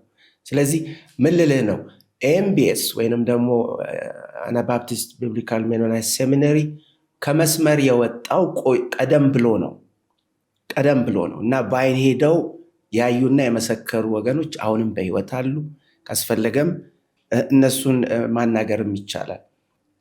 ሌላው ደግሞ ራሱ የቢብሊካል ሜኖናይት ሴሚናሪ በአንድ የስልጣን እርከን ላይ ያለች ሴት የጻፈችው መረጃ በግልጽ አለ። በ2019 በግልጽ ያው ገና ወጥቶ አቋሚ ነው ብሎ ከማለቱ በፊት ማለት ነው፣ ሴክሹዋል ኦሪየንቴሽን ጀንደር አይደንቲቲን በሚመለከት ኢንክሉሲቭ ነን የሚል አቋም ያንጸባረቀችበት ነገር በዌብ ፔጃቸው ላይ አለ። አሁንም ጉግል ብታደርግ ታገኘዋል። 2019 እንግዲህ እኛ ጋር 2022 ነው ኤምኦዩ ተፈራረምን የሚባለው እና እኛ ከፈረምን ከ2 ሳምንት በኋላ ነው ድርጅቱ አቋሙን ያሳወቀው የሚል ነገር ይባላል። እና እሺ ከ2 ሳምንት በኋላ ካወቃችሁ በኋላ ምን አደረጋችሁ? ለምን ያኔ አልተቋረጠም ነገር? ማለት ሳያፍሩ ሳይፈሩ ግብረሰዶምን አራማጅ ነን ካሉ ሰዎች ወይም ደግሞ ካለ ድርጅት ጋር ያለንን ኮሚኒኬሽን ያኔ ብሬክ ለምን አልተደረገም? ማለት ምን ሲሆን ነው የሚቆመው? አሁን የሚነገረን አንዱ ውሸት ምንድን ነው? ወደዚህ የሚመጡ መምህራን እንዲህ አይነት አቋም የላቸው እንዴ? መምህራኑ እዛ ትምህርት አያስተምሩም። እንደዚህ አይነት ትምህርት አናባፕቲስት ቴዎሎጂን ብቻ ነው፣ ሌላ ነገር ውስጥ አይገቡም የሚለው ይላሉ። ግን የሰዎቹ አቋም፣ ፐርሰናል አቋም፣ የግል አቋማቸው እዛ ድርጅት ተቀጥረው ለመስራት የግድ የኤምቢኤስን ፖሊሲ ማክበር አለባቸው፣ ኢንክሉሲቪቲን ማለት ነው። እንደሱ ካልን ዶክተር አሁን የዩናይትድ ኔሽንን በሆነ ዓመት ግብ ውስጥ እንዳስቀመጠው ኢንክሉሲቭ ትምህርት ቤቶችን አካታች ማድረግ እና IMF ተቋማት ከመንግስት ጋር ባለው ግንኙነት በጠቅላላ እና IMF ወርልድ ባንክ እንደዚህ ኢንክሉሲቭነስን መደገፍ እንዳለበት በፖሊሲ ያስቀምጣሉ። ኤግዘምትድ የሆነ ተቋም ማግኘት እንችላለን ከዚህ በዚህ አሁን ዓለም አቀፍ ተጽዕኖ? እሱን እኮ ነው እየተቃወምን ያለ ነው። ባለፉት ዓመታት ካምፔን ስናደርግ የነበረው በኢትዮጵያ ደረጃ እሱን በመቃወም ነው። ኢትዮጵያ ፈረመች እንዲህ አይነት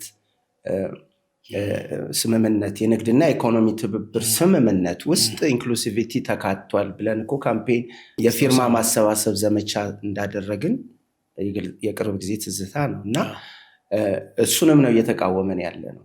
ማለት ቢጭኑብንም እምቢ ማለት መብቱ ውስጥ ይላለን። መቃወም የሚችሉ ተቋማት አሉ ይላልከኝ እንዴ? ይሄ እኮ መንፈሳዊ ተቋም እንዴ? ቤተክርስቲያን እኮ ብርሃንና ጨው ትሁን የተባለው እንጂ ለሚመጣው ማንኛውም ግብዣ እጇን እየሰጠች ትቀጥል አይደለም የተባለው። እንዳውም የገሃነም ደጆች አይችሏትም ነው የተባለው። ይሄ እኮ የገሃነም ደጆች አሰራር ነው። እና ኤምቢኤስ ለዛ ነው እጁን የሰጠው፣ ለገሃነም ደጆች አሰራር። ሜኖናይት USA፣ ሜኖናይት ካናዳ በግልጽ ለአጋንንቱ ዓለም አሰራር ነው፣ ለጨለማው ዓለም አሰራር እጃቸውን በይፋ ሰጥተዋል። ከነሱ ጋር ህብረት በማድረግ ከጨለማ ጋር ህብረት በማድረግ እንዴት ነው የምንቀደሰው? እና የዓለም ስታንዳርድ ሲጀመር እነ ዩኤን ያደረጉትን ነገር ለንጽጽር ማቅረቡ ተገቢ አይደለም። ግን እንደ ቤተክርስቲያን እንደ መንፈሳዊ ተቋም ያለን ስታንዳርድ ከጨለማ ጋር ህብረት እንድናደርግ አይደለም። እነዚህ አማኞች አይደሉም። ሲጀመር ከማያምኑ ጋር በማይመች አካሄድ አትጠመዱ አይደለም የሚለው የእግዚአብሔር ቃል።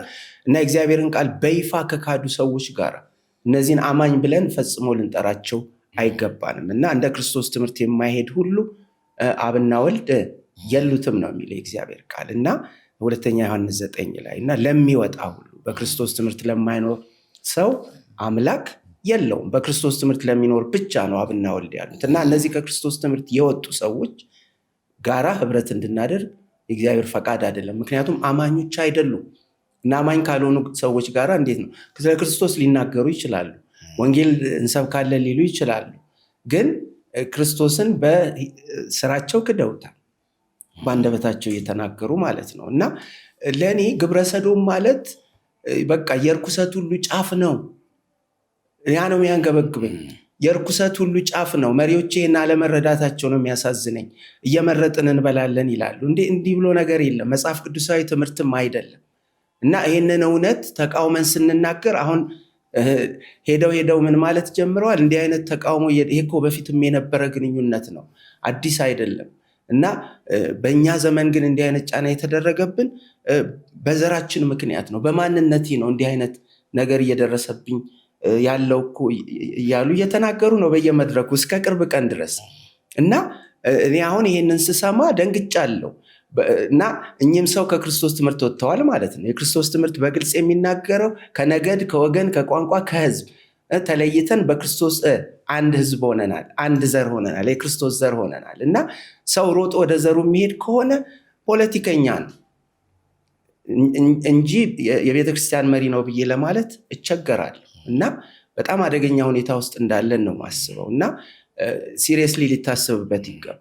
የኢትዮጵያ ቤተክርስቲያን ውስጥ ከርዕሴ ውጭ ቢሆንም ከድሮ ጀምሮ እስከ ቅርብ ጊዜ የማውቀው አኪዜሽኖችና ችግሮች ውስጥ ሲኖሩ ፖለቲካል እንትኖችን ማንሳት የመሪዎች ባህሪ ነው። ከየት የመጣ እንደሆነ አላውቅም። በተለያየ ጊዜ ከድሮም ነው እንግዲህ መጽሐፍት ላይም ሲነበብ ከደርግ ጀምሮ ኢህአፓ መኢሶን ነው ኢህአፓ ነው የተቃወመው ለዛ ነው እያሉ ቸርች በአንደርግራውንድ በነበረችበት ጊዜ ያን ያደርጉ ነበር።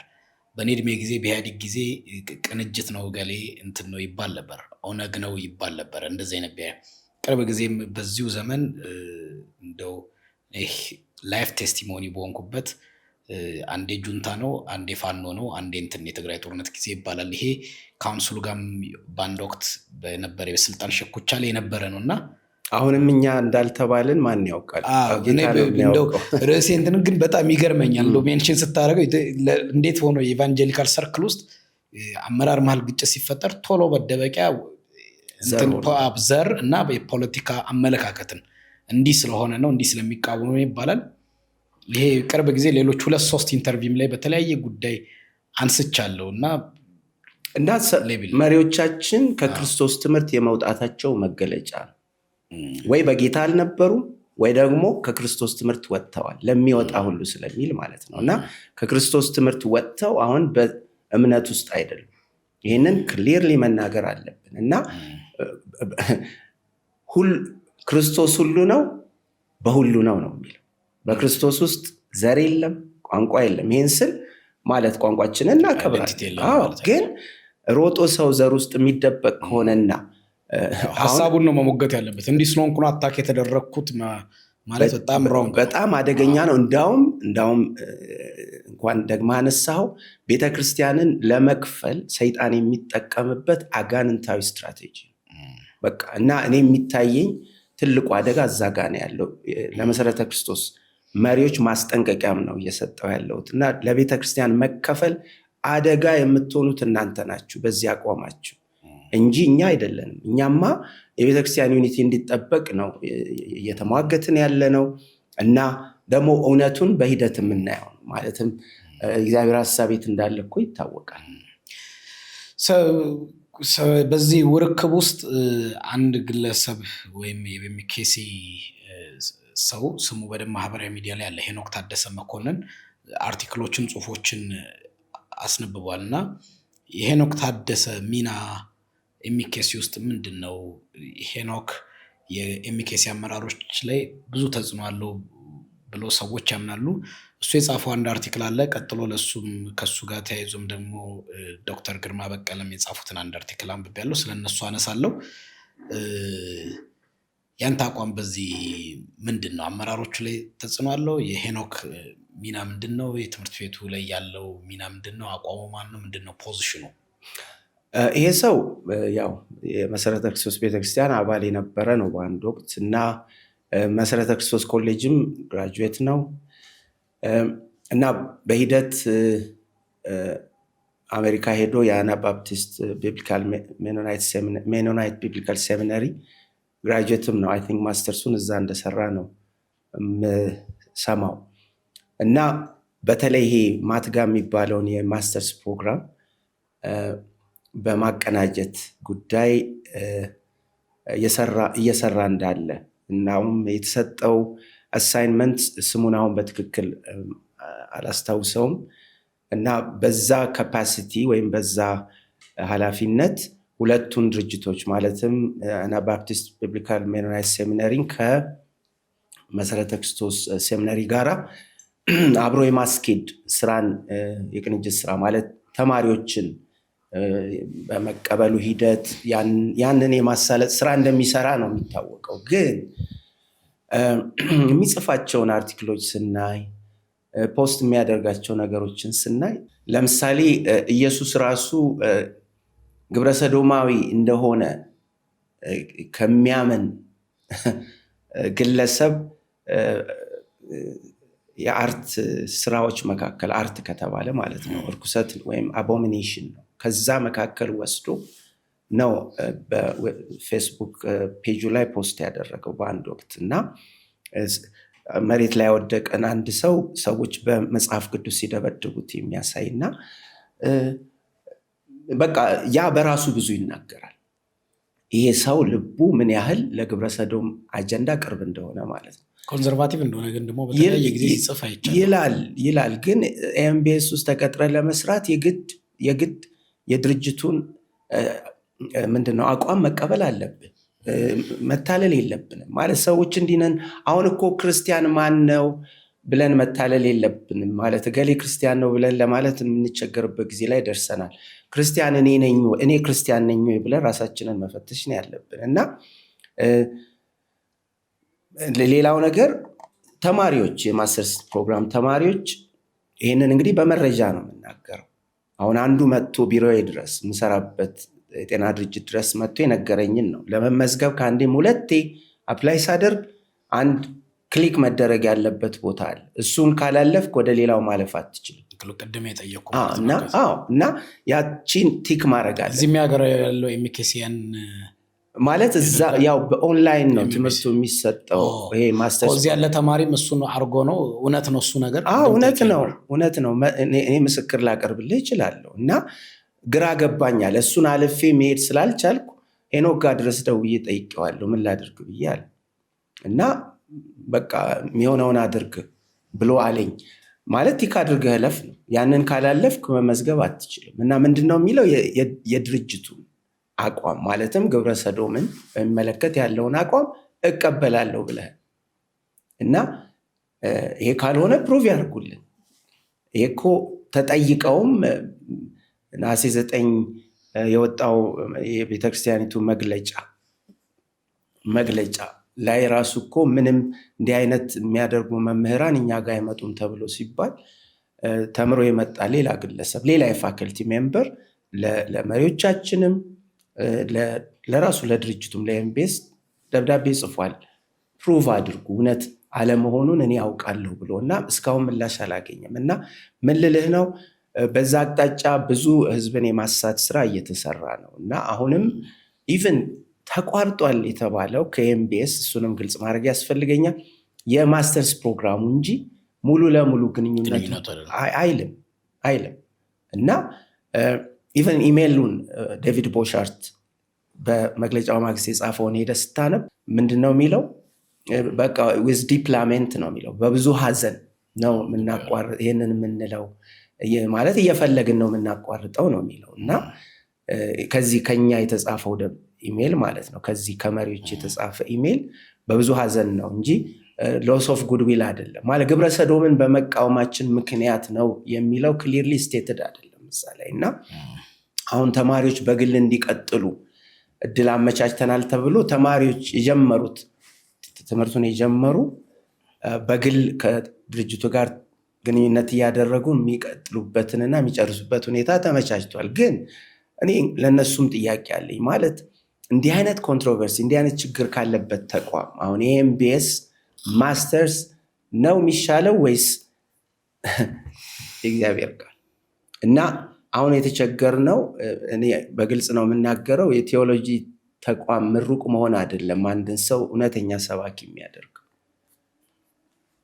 ለዚህ ቃል ኦቶሪቲ መገዛት፣ ለዚህ የከበረ እግዚአብሔር ቃል ስልጣን መገዛት። እና አሁን እያየን ያለነው ተመርቀናል ያሉ ሰዎች ናቸው ብዙ ስህተትና ጥፋት ሲፈጽሙ የምናየው በእግዚአብሔር ቃል እውነት ላይ በቃሉ ኦቶሪቲ ላይ የማይወድቀውን የእግዚአብሔርን ቃል ረግጠው ሲያልፉ የምናየው እነሱ ናቸው።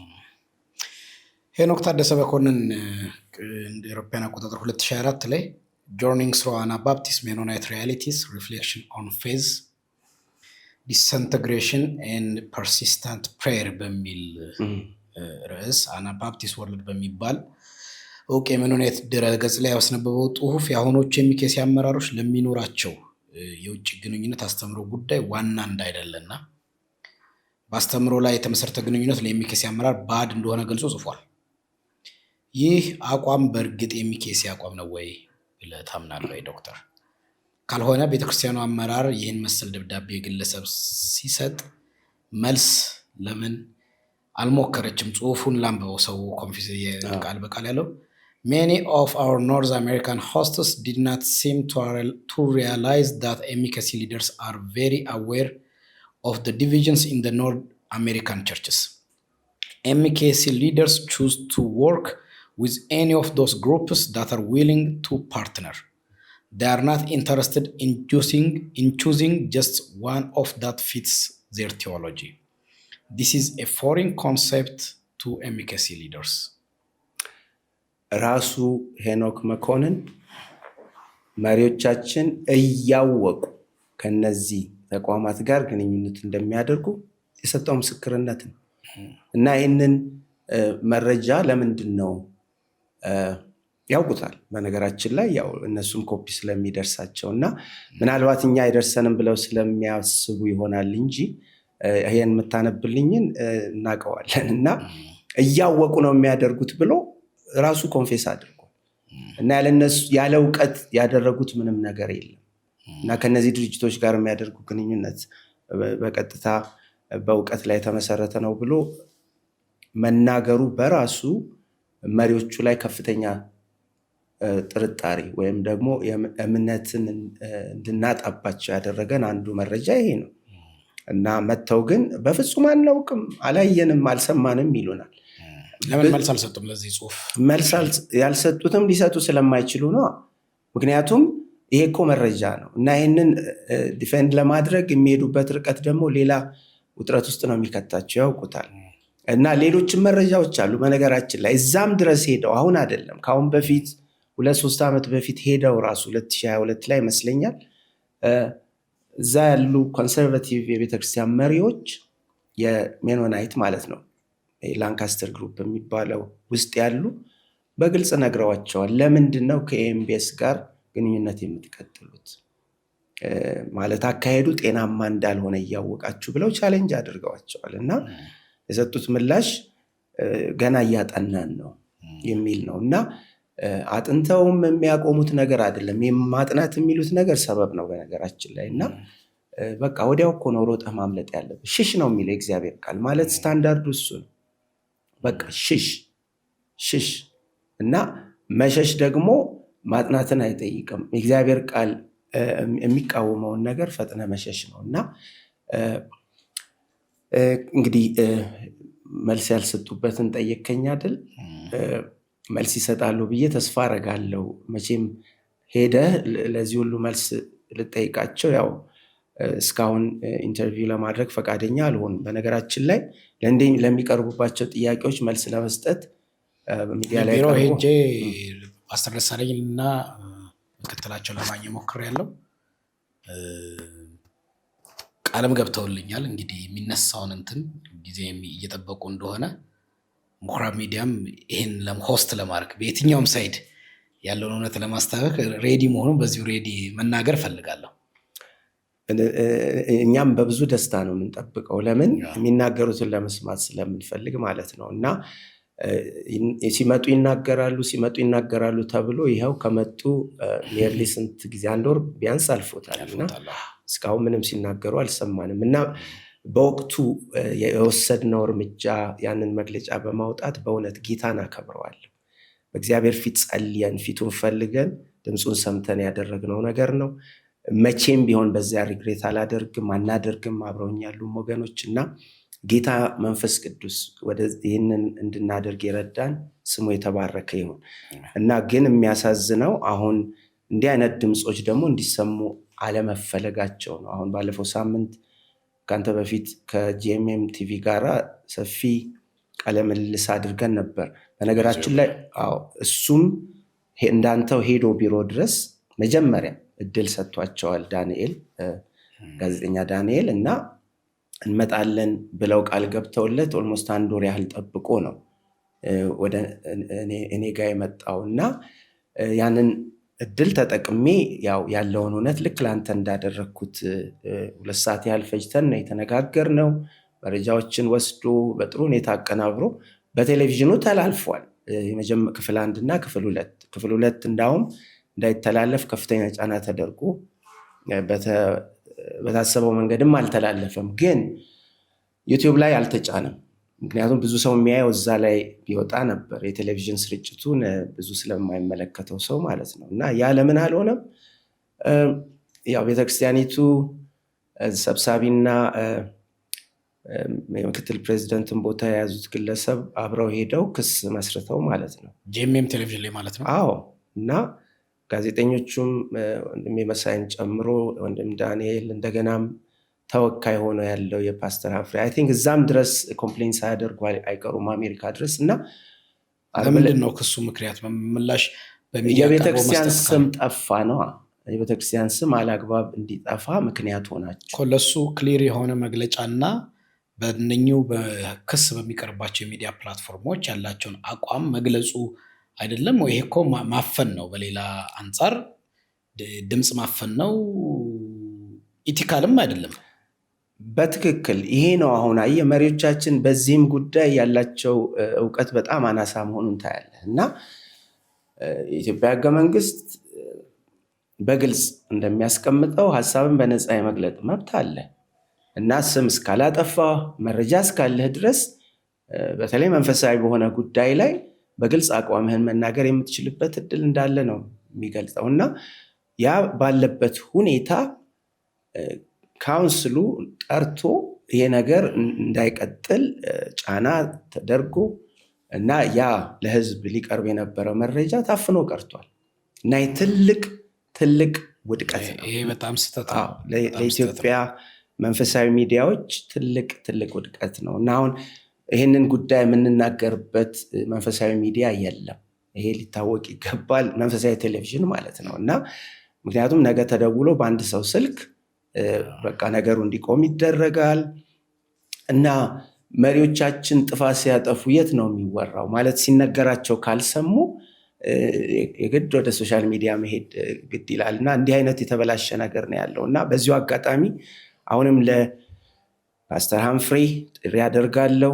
ይሄ የተደረገው ነገር ፈጽሞ አግባብ አይደለም።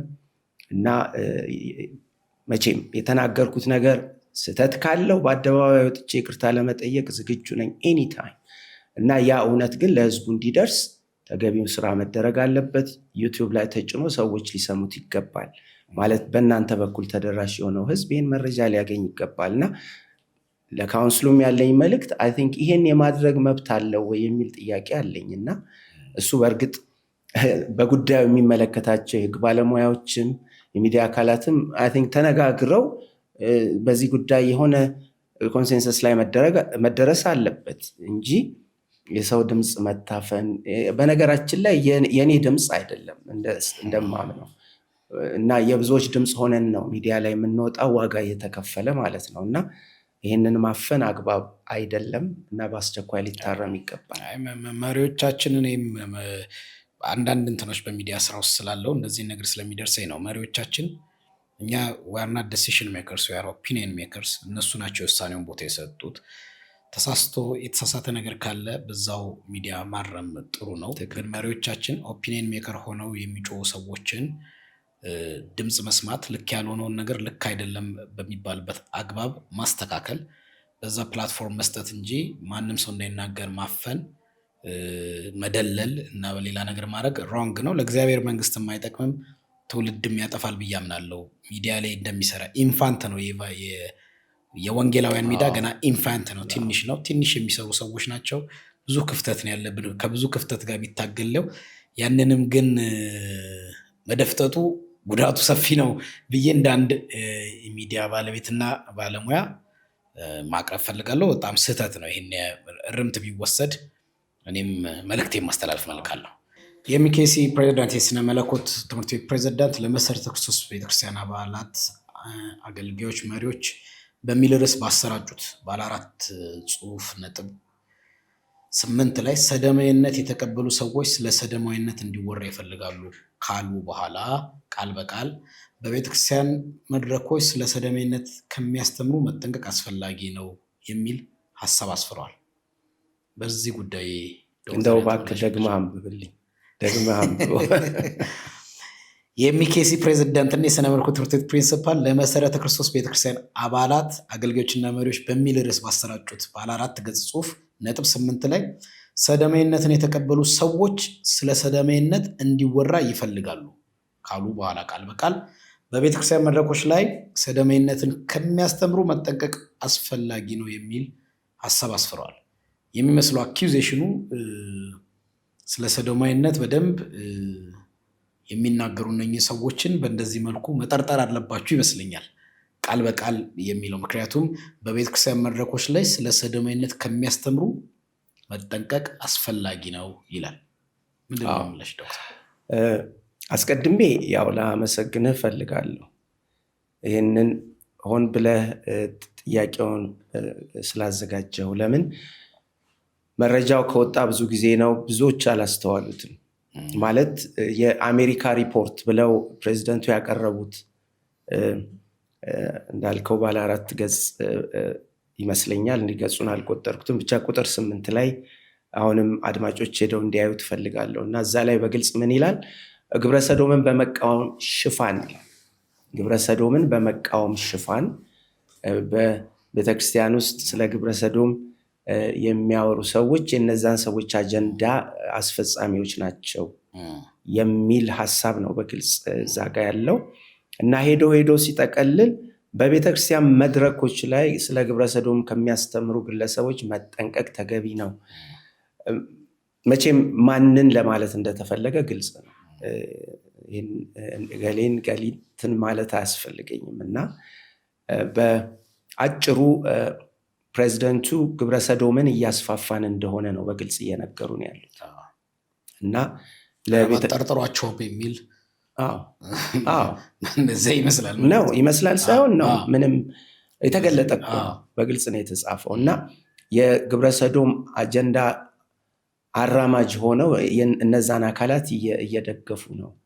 እና ስለዚህ ነገር መነሳት መወራት የለበትም በቤተክርስቲያን መድረኮች ላይ።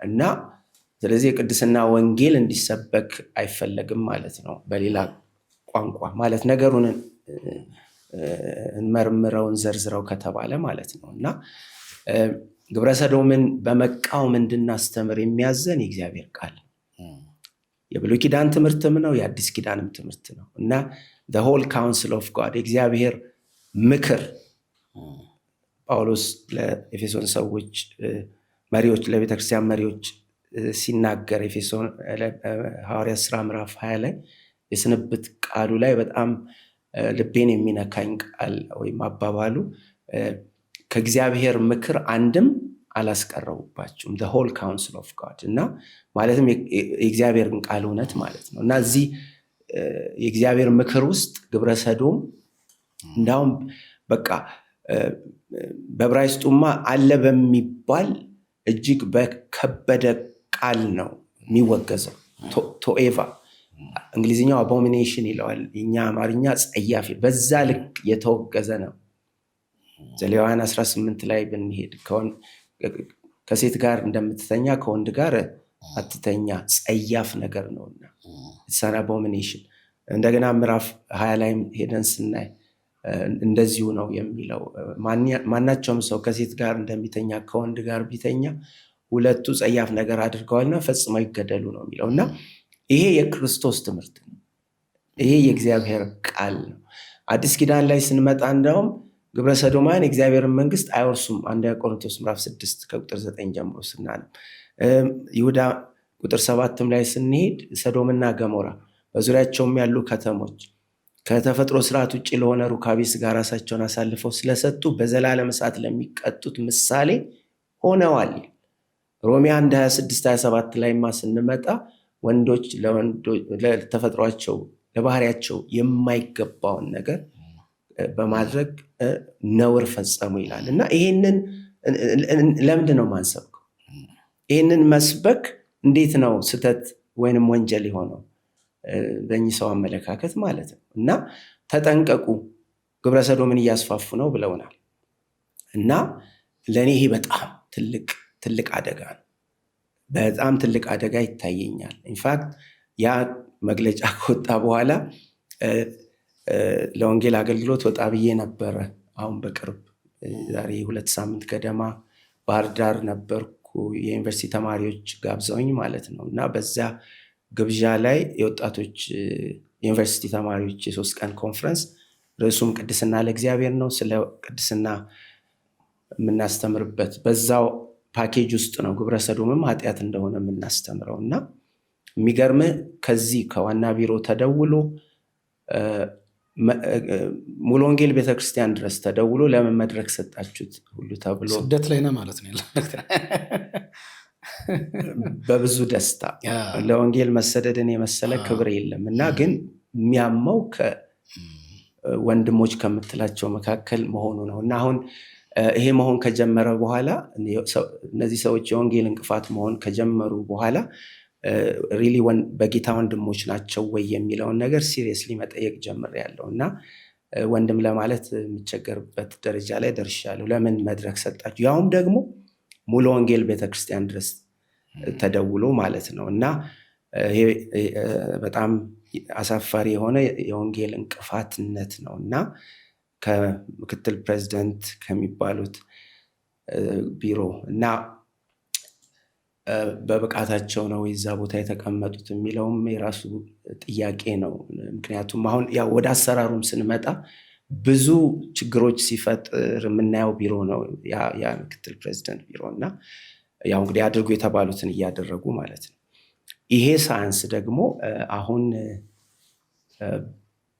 በፊታችን ቅዳሜ እኛው ሜንቶር አድርገን የምናሳድጋቸው ወጣቶች አሉ በዚሁ በቅድስና ለእግዚአብሔር መንፈስና ሐሳብ በዚህ ወንጌል ማለት ነው እና ከነዛ ወጣቶች መካከል አንዱ መጽሐፍ ጽፏል ፖርኖግራፊ ላይ እና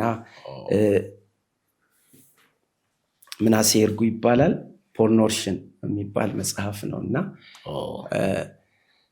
በአይነቱ የመጀመሪያ የሆነ መጽሐፍ ነው። ፖርኖግራፊ የፖርኖግራፊ ወረርሽኝ ለማለት ነው እና ፖርኖግራፊን አስመልክቶ በቀጥታ የተጻፈ መጽሐፍ ነው። በጣም ገራሚ የሆነ በቃ ለቤተክርስቲያንም በረከት የሆነ ነገር ነው እና የአገልግሎታችንን ፍሬ ነው። ክብር ለእግዚአብሔር ይሆን እና ይሄ መጽሐፍ አሁን ቅዳሜ ይመረቃል ታኅሳስ 18 ከሰዓት በኋላ እና መሀል መሰረተ ክርስቶስ ቤተክርስቲያን ነው የሚመረቀው እና በዚህ መጽሐፍ ምረቃ ላይ እንድናገርለት ፈልጎ ነበር ይሄ ወጣት እና አይ ቲንክ ፖስተር አዘጋጅቶ ነበር ይመስለኛል እና እዛ ላይ ፎቶ በአጋጣሚ ነበር እና እሱን እንዲያጠፋ ተደርጓል።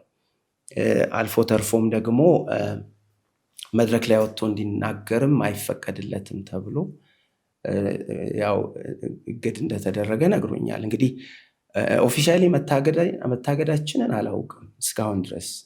በእርግጥ ከአሜሪካ እንደመጡ በቀጥታ መጀመሪያ ያደረጉት ነገር የአዲስ አበባ ክልል ቢሮዎችን ኮንታክት አድርገው እንድንታገድ ነበር። እሱ ያው በብዙ የመነጋገር ሂደቶች አልነበሩም ዶክተር? እንደዚህ አይነት ነገር ሰምቼ ነበር እና ከእናንተ በኩል ያ ሂደት ፌል እንዳረገ ሽማግሌዎች ኖረው እንድታወሩ ወደሱ መጣለሁ እና በዚሁ አጋጣሚ አንባቢዎች ማለት ተመልካቾች ይህንን ድንቅ መጽሐፍ እንዲያነቡ ማሳሰብ እፈልጋለሁ። በተለይ ወጣቱ ትውልድ ለብዙ ጥያቄው መልስ የሆነን ነገር በተለይ ከወጣት በሆነ ጽሁፍ በሪሰርች የሆነ ነገር ቀርቧልና ይህንን አደራ ላለው ሙክራም ሚዲያም እድል ካገኘን መጽሐፉን አንብበን ለመጋበዝ ዝግጁ ነን። ይህንንም ልጠይቅህ ነበር እና አቅርበህ እንድታናግረው በጣም እፈልጋለሁ እና ምን ልልህ ነው፣ እንዲህ አይነት እንቅስቃሴዎች ብዙ ጠቃሚ አይደሉም። በእርግጥ ወንጌልን ለመስበክ ፈቃድን ከጌታ እንጂ ከአንድ ዲኖሚኔሽን አይደለም የምንቀበለው። ጌታ የሰጠንን አደራ እስከ መጨረሻው እስትንፋሳችን ድረስ መፈጸማችን በሱ ጸጋ የማይቀር ነው እና ጌታ የሰጠንን ይህንን የወንጌል አደራ እስከ መጨረሻው እስትንፋስ ድረስ በእርሱ ጸጋ እንፈጽማለን። ግን አሁን አንድ የሚሰማ ደግሞ አኪዜሽን አለ። በተለይ ቀርበው ለመነጋገር ፈቃደኛ አይደሉም የሚል ነገር። እኛ ደጋግሜ እንዳልኩት ሲጀመር የጀመርነው በእነሱ ነው፣ በመሪዎች ነው እና አለ የሚባለውን የመጨረሻውን የስልጣን አካል አነጋግረናል እና ደግሞ አሁን በድጋሚ ጠይቀናል። መአመጉ ለሚባለው ማለት ለአጠቃላዩ እንግዲህ ክስ ከሚቀርብባቸው ከፓስተር ደሳለኝ እና ከመሰረት ክርስቶስ ፕሪንሲፓል ጋር ስለነሱ ጋር ስለምንድን ነው የማትነጋገሩት? በቀጥታ መነጋገራችን ጥቅም እንዳለው አናስብም። ለምን? አንደኛ ያለንን መረጃ በግልጽ ያውቁታል። አሁን የምንፈልገው አክሽን ነው። ወይ ውጤት ያለው ስራ ነው የምንፈልገው። እነሱ ጋር ሄደን መውሰድ አቅም የላቸውም። ማዕመጉ ነው መውሰድ የሚችለው። ታዲያ ማለት ይህንን ማድረግ የሚችለው አካል ነው። እንዳውም እኮ ጠርቶ ነው ሊያናግረን የሚገባው። ማለት አካሉ ማለት እንግዲህ 13 ሰዎች ያሉት ከአጠቃላዩ ጉባኤ የተመረጠ አካል ነው እና ቤተክርስቲያኒቱ በዚህ አጣብቂኝ ውስጥ ባለችበት ጊዜ ምንድን ነው ጥያቄያችሁ ብሎ ሊጠራን ሊያነጋግረን ይገባ ነበር። ይህንን ጥያቄ በሽማግሌዎች በኩል ጠይቀናል። በሌላም መንገድ ከአንድም 2 ጊዜ ጠይቀናል። ባለፈው ስብሰባ አስቸኳይ ስብሰባ አድርገው በነበረም ወቅት እንዲያውም ሐዋሳ ላይ የነበረኝን ጉዞ ሰርዤ ነው እዚህ ስጠብቅ የነበረው። ዩኒቨርሲቲ የነበረኝ ፕሮግራም ነበር እና ያንን እድል አላገኘ ነው እና ማለት ተጠያቂ እንደሆኑ የምታውቃቸው አካላት ደግሞ አለው ተጠያቂ እንደሆኑ የምታውቃቸው አካላት ጋር መፍትሄ ፍለጋ አትሄድ። መፍትሄ ሊሰጥ የሚችለው አካል ጋር ነው መፍትሄ የምትፈልገው እና አይ ቲንክ ይሄ ሲምፕል ሎጂክ እኮ ነው። እና እዛ ሄደን ምንድን ነው የሚደረገው? ማለት ታረቁ ሊባል ሚዲያ ግብአት ሊሆን ካልሆነ በስተቀር ሪል መፍትሄ የሚፈለግ ከሆነ ማዕመጉም የሚባለው አካል ሪሊ ካለ እንዳለ አምናለሁ። ግን በቃ ቁመናው ይሄንን ነገር ሃንድል ማድረግ በሚችል መልክ የተዋቀረ ነው ወይ? እሱን እንግዲህ እነሱ ናቸው የሚያውቁት። እና ግን በጥቂት ሰዎች የሚዘወር እየሆነ እንደሆነ ነው የምናየው። ለምን በዚህ ሁሉ ክራይሲስ ውስጥ ይህንን ጥያቄያችንን እስቲኑና አቅርቡ ተብለን አልተጠራንም። እና አሁንም በዚሁ አጋጣሚ ይሄ ዕድል እንዲሰጠን ጥሪ ማድረግ እንፈልጋለን። እና ብዙ ጥፋት ሲፈጽሙ የቆዩ አካላት ያደረጉ አላደረግንም እያሉ የቆዩ አካላት ጋር ቀርበን በቃ ታረቁ እንዲባል ተነጋግረው መፍትሄ መጣ እንዲባል እና ነገሮች ተዳፍነው እንዲቀሩ አንፈልግም። እና አንዱ ጥያቄያችን የአካውንታቢሊቲ ወይም የተጠያቂነት ጉዳይ ነው። ቤተክርስቲያኒቱ የሞራል ልዕልናዋ መመለስ አለበት። ያጠፉ ሰዎች ንስሐ ገብተው እግዚአብሔርንም ሕዝብንም ይቅርታ ጠይቀው ከዚያ ደግሞ የሚጠበቅባቸውን ዲስፕሊን አግኝተው ማለት በቃ ይህንን ማድረግ የሚገባው አካል አድርጎ ወደ ፈውስ መሄድ አለብን እንጂ እንዲያደርጋቸዋል ዳያሎግ ነው የሚሆነው at the end of the day እና መፍትሄ ስለማመጣ እንትን ግብረ ሰዶሜነት መቆሙን አሁን ከእንትኑ ጋር ፕሬዚዳንቱ ይታገድ ብላችሁ ነበር አይደለ? በአንድ መግለጫችሁ የሚኬሲ ፕሬዚዳንት አይ መግለጫችን ላይ በግልጽ የተቀመጠ ይታገዱ የሚል ነገር የለንም። ያልነው ምንድን ነው? በአግባቡ ይጠየቁ፣ ዲስፕሊን ያው ተገቢ የዲስፕሊን እርምጃ ማለት እንግዲህ ይታገዱ የሚለውን የሚወስነው ያው የሚመለከተው አካል ነው። ግን ለተፈጸመው ጥሰት ተገቢውን አግባብ የሆነው እንግዲህ እኛ ይታገዱ ከተባልን ማለት ነው። ይህን ጥያቄ በማቅረባችን ይታገዱ ከተባልን ጥፋት ካለባቸው እነሱም ደግሞ ተፈትሸው ተገቢ የሆነ የዲስፕሊን እርምጃ ሊወሰድ ያስፈልጋል። ካላጠፉም ደግሞ ነፃ መሆናቸውን የአካል ሊመስክር። ግን በመግለጫ ይህን ማድረግ የሚችለው አዎ። እና ማዕመጉ ይህን ማድረግ አቅም ከሌለው ደግሞ ጠቅላላ ጉባኤ መጠራት አለበት። ቤተክርስቲያኒቱ እኮ ትልቅ ክራይሲስ ውስጥ ነች።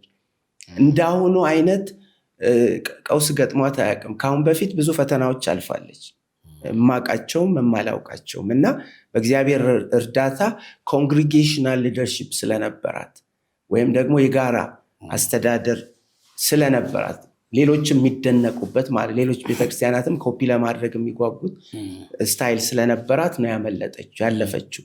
አሁን ግን ስልጣን ሁሉ ወደ አንድ ሰው መጥቷል፣ በተለያየ መልክ ማለት ነው። ዋን ማን ሊደርሺፕ ነው አሁን ያላት ኦልሞስት በሚባል ደረጃ ነው ማለት አጥቢያ ደረጃ ድረስ ሄዶ ፕሬዚደንቱ ብዙ ነገሮች የማድረግ አቅም አለ። እና ያ በሆነበት ሁኔታ አገልጋዮች ራሱ ድምፅ ለማሰማት ፈርተው ነው የምታየው። እና አሁን ወጥቶ ይህን ጉዳይ መናገር እኮ የነበረባቸው አገልጋዮቻችን ነበሩ፣ የቤተክርስቲያኒቱ አገልጋዮች ነበሩ፣ በተለያየ ሌቭል ያሉ። ግን ምንድነው የሆነው? አሁን ሰሞኑን አንድ መግለጫ አውጥተዋል። እሱንም እንዳውም ዘንግቼው ነበር፣ እንኳን አስታወስኩት። እና እዛ ቪዲዮ ላይ የቀጠና መሪዎች፣ የተለያየ ክፍል ኃላፊዎች ተብሎ ያወጡት መግለጫ ላይ በቤተክርስቲያናችን ላይ የሚካሄደው የስም ማጥፋት ዘመቻ ተብሎ እና አሁንም ችግሩን ለመረዳት ፈቃደኝነት እንደሌለ ታያለ። እና እዛ ተሰብስበው ያየኋቸው የማከብራቸው አገልጋዮች ሁሉ ናቸው እና ይህንን ሲሉ የሰማሁት እና አሁን ህዳር ላይ የወጣውንም መግለጫ ሙሉ በሙሉ እንቀበላለን ይላሉ። ውሸት ያለበትንም መግለጫ ማለት ነው። አልፎ ተርፎ መሪዎቻችንን እውቅና ሰተናቸዋል የሚል አልሰማህም? እዛ መግለጫው ላይ ላደረጉት ተጋድሎ እውቅና ሰተናል። እንዴ ላጠፉት ጥፋት በአደባባይ እውቅና ትሰጣለህ? እንዲህ አይነት ስራ ይሰራል? ጥፋት እንዳጠፉ አሁን እኮ በቃ የአደባባይ ሚስጥር ነው። እና ይህንን አይነት መግለጫ ወጥቶ እያለ አገልጋዮች፣ ቀጠና መሪዎች ተሰብስበው እንደዚህ አይነት መግለጫ ወጥተዋል። እና ይሄ ሁሉ ሊታረም ይገባዋል። አሁን እነዚህም መሪዎች ነገ ሲሰብኩ ለማየት ማለት የእውነት አገልጋይ ነህ አይደል? የእውነት ትሩዝ የእግዚአብሔር ቃል እና እንዲህ አይነትን ውሸት ደግፈህ በአደባባይ ስትወጣ ማሰብ አለብህ። በቃ ነገ ሚዛን አለ።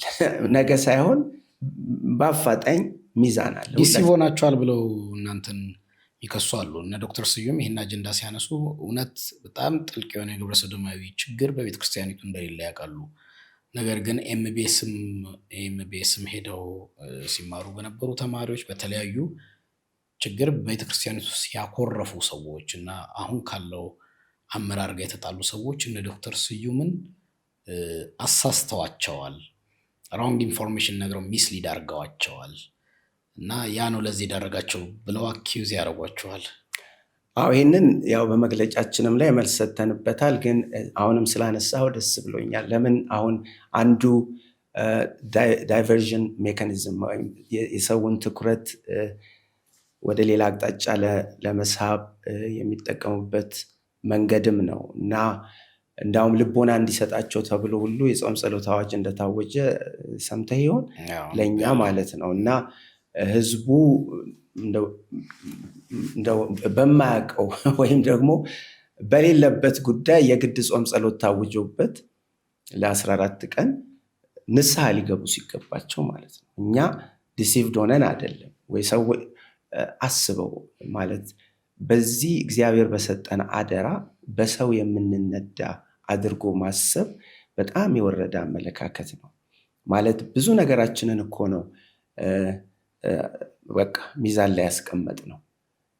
ወደዚህ ነገር ውስጥ ስንገባ ያለንን የኋላ ታሪክ፣ እግዚአብሔር የሰጠንን የወንጌል አደራ፣ ሌላው ቀርቶ የክርስትና እምነታችንን ሁሉ እኮ ነው አሲዘን የገባንበት እዚህ ውስጥ እና በአንድ ሰው እንደምንነዳ ወይም ባኮረፉ ሰዎች እንደምንነዳ ማሰቡ ራሱ ሊደርሺፑን በምን ያህል ደረጃ በቃ ያስተሳሰብ በቃ መውረድ ወይም ድህነት ውስጥ እንዳለ ነው የሚያሳየው። እና አይ ቲንክ ለዚህ ነው በቃ እግዚአብሔር መሰረተ ክርስቶስ ቤተክርስቲያን ተሐድሶ ሊያመጣ ይገባል ብዬ የምለው። ኢንፋክት ያለው ትልቁ ችግር አሁን ያው በግልጽ መናገር አለብኝ፣ እነዚህን ጥፋቶች አምኖ ንስሐ በመግባት ፈንታ በተያዘው የአመፅ መንገድ የመቀጠል ሁኔታ ነው የተያዘው እና ይሄ ደግሞ የት ድረስ እንደሚያስኬድ አብረን የምናየው ይሆናል። ምክንያቱም በቀኑ መጨረሻ እቺ ቤተክርስቲያን በደሙ የዋጃት ኢየሱስ ክርስቶስ ባለቤቷ ነው እና አካውንታቢሊቲ ወይም ተጠያቂነት ይመጣል እኛም እነሱም ጋር ማለት ነው። እና ሰዎች ብለው የሚጠሯቸው ስሞች አሉ። አሁን እነሱን እዚህ ማንሳት አልፈልግም። ግን እነዛ ሰዎች ደግሞ በነገራችን ላይ ሌጂቲሜት ወይም ደግሞ ትክክለኛ ጥያቄ ያላቸው ግለሰቦች ናቸው ቤተክርስቲያኒቱን በሚመለከት እና ይህንንም ጉዳይ አስመልክቶ ማለት ነው። እና ያ ጥያቄያቸው ደግሞ ሊደመጥ ሊሰማ ይገባል በትክክለኛው ቻነል እና ያንን ለማድረግ ፍላጎት ስለሌላቸው የእነሱን ጥያቄ ለመመለስ ፍላጎት ስለሌላቸው ይህንን እንቅስቃሴ በእነሱ ስም ሌብል ሊያደርጉት ይሞክራሉ። እሱ ብዙ ርቀት አያስኬድም። ይህንን በግልጽ ነው በዚሁ የምነግራቸው እና ይልቅ ወደ እውነት መጥቶ በንስሐ እግዚአብሔር ፊት መውደቅ ማለት መሪ ከዋሸ በኋላ በቃ ብዙ ነገሮችን አበላሽቷል። እና መቼ ነው አካውንተብል የሚሆነው? ብዙ ቀይ መስመሮችን ያለፈ መሪ በእግዚአብሔር ፊት ንስሐ በመግባት ፈንታ በምስኪኑ ሕዝብ ላይ ጾም ጸሎት አውጆ፣ በነገራችን ላይ ጾም ጸሎቱ ሲታወጅ በአንድ ቀን 2 ደብዳቤ በአንድ የደብዳቤ ቁጥር ነው የወጣው በሰዓታት ልዩነት። ርዕሶቹን ስታይ በጣም ያሳዝናሉ፣ ያሳፍራሉ። እና ቤተክርስቲያንን ለመክፈል በተነሱ ወገኖች ወይም ደግሞ የቤተክርስቲያንን ስም ለማጥፋት በተነሱ ወገኖች ላይ እግዚአብሔር በቃ እንዲህ የሚል እና ምንን አስታወሰኝ? ኤልዛቤል የናቡቴን እርሻ ለአካብ ልትሰጠው ስትል ጾም ጸሎት እኮ አሳውጃ ነው ናቡቴን ያስገደለችው። እሱ ነው ትዝ ያለኝ። እና ደስ የሚለው ስልህ የሰማሁት አንድ ነገር ጾም ጸሎቱን እነሱ ያደርጉት ብለን ሪፈር አድርገነዋል ወደ እነሱ። ያለኝም የቤተክርስቲያን መሪ ያለ ፓስተር እና ሪሊ እነሱ ናቸው ሊጾሙ ሊጸልዩ ንስሐ ሊገቡ የሚገባቸው። እና ይሄም ሁሉ የሚያመለክተው ሊደርሺፓችን ጋር ሲሪየስ አደጋ እንዳለ፣ ይህን መግለጫ ይህንን የጾም ጸሎት አዋጅ የሚያወጣው ቢሮ ራሱ ብቃት ያጣ ቢሮ እንደሆነ እዛ የምታየው ፊርማ አለ። እና ይህንን በአንድ ቀን 2 ደብዳቤ በአንድ የደብዳቤ ቁጥር ሲያወጣ ፌስቡክ ላይ ሲለጥፍ ምን ያህል የብቃት ማነስ እንዳለ ነው የሚያሳየው። እና አመራረጡም ራሱ ምክትል ፕሬዚደንት የሚለው አመራረጥ ራሱ ትክክለኛ አካሄድ እንዳልተከተለ፣ በፊት ቤተክርስቲያኒቱ የነበራትን ሜሪት ቤስድ ማለት በቃ እውቀትን፣ ችሎታን፣ መንፈሳዊ ብስለትን ያማከለ መሆን ሲገባው አሁን ግን የምናየው ነገር የሚያሳፍረን እየሆነ ነው። እና በዚህ ሁሉ ተሐድሶ ያስፈልጋታል። መተዳደሪያ ደንቧ እንደገና ሪቫይዝድ ሆኖ ይሄ ስልጣንን ወደ አንድ ቦታ የመሰብሰቡ ነገር እንደገና ዲሴንትራላይዝድ መሆን አለበት ብዬ አስባለሁ። እሺ ዶክተር፣ የመጨረሻ ጥያቄ የሆነልኝ አሁን ካለው የሚኬሲ ላለው አመራር የምታስተላልፈው መልእክት እና ከዚህ አመራር ምን ትጠብቃለህ? የማስተላልፈው መልእክት ያው ደጋግሜ እንዳልኩ ይሄ አደራ ከእግዚአብሔር የተሰጠ አደራ ነው፣ የሰዎች አደራም አይደለም። እና ነገ ተጠያቂነት ሁላችንም ጋር አለ። በተለይ ደግሞ መንፈሳዊ ስልጣን በዛ ደረጃ ሲሰጥ